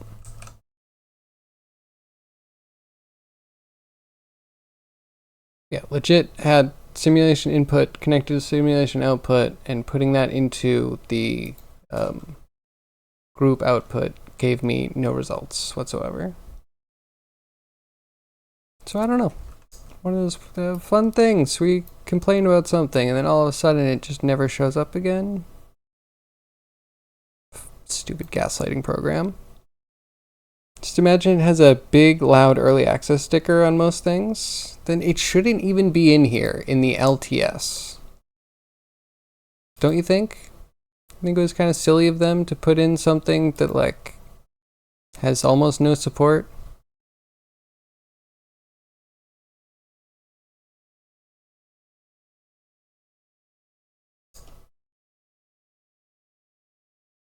Hey, wait, you know what? I was also on 0. Is 0 a problem? Can simulation not run with a 0? No. Nope. It's never going to have that problem ever again. It's going to work perfectly now. And again, just gaslight me. I hate Blender. This is why I don't use Blender. Because everything's either a bug or someone says it's a feature or, you know, you're just going to have a one-off issue. Who knows? Who knows? The whole program's early access. Well, yeah, we're way over. Way over, I mean, it's 8 minutes. We'll be back tomorrow and we'll get our, I don't know, if we get this scene done, I think we can get Daphne pointing and the ghost grabbing and Fred falling. Like, that shouldn't be hard to do.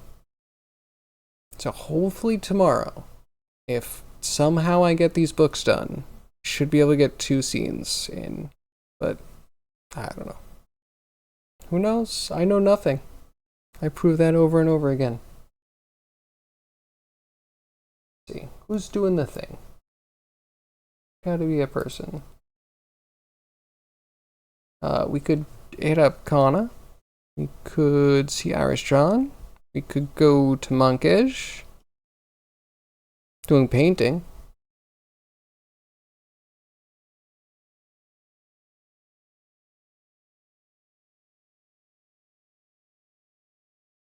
Oh, these are looking pretty good. Let's go check out Monkish.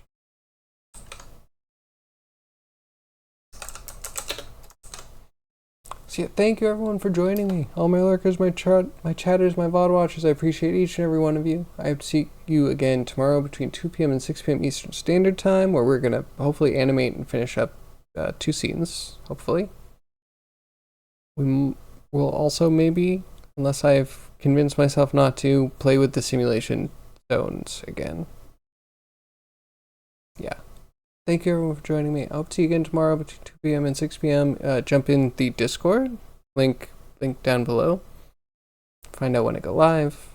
Share all of your wonderful work. Check out what I work on and I actually post. Yeah. And with that, I hope to see you tomorrow. Have a great night. Bye-bye.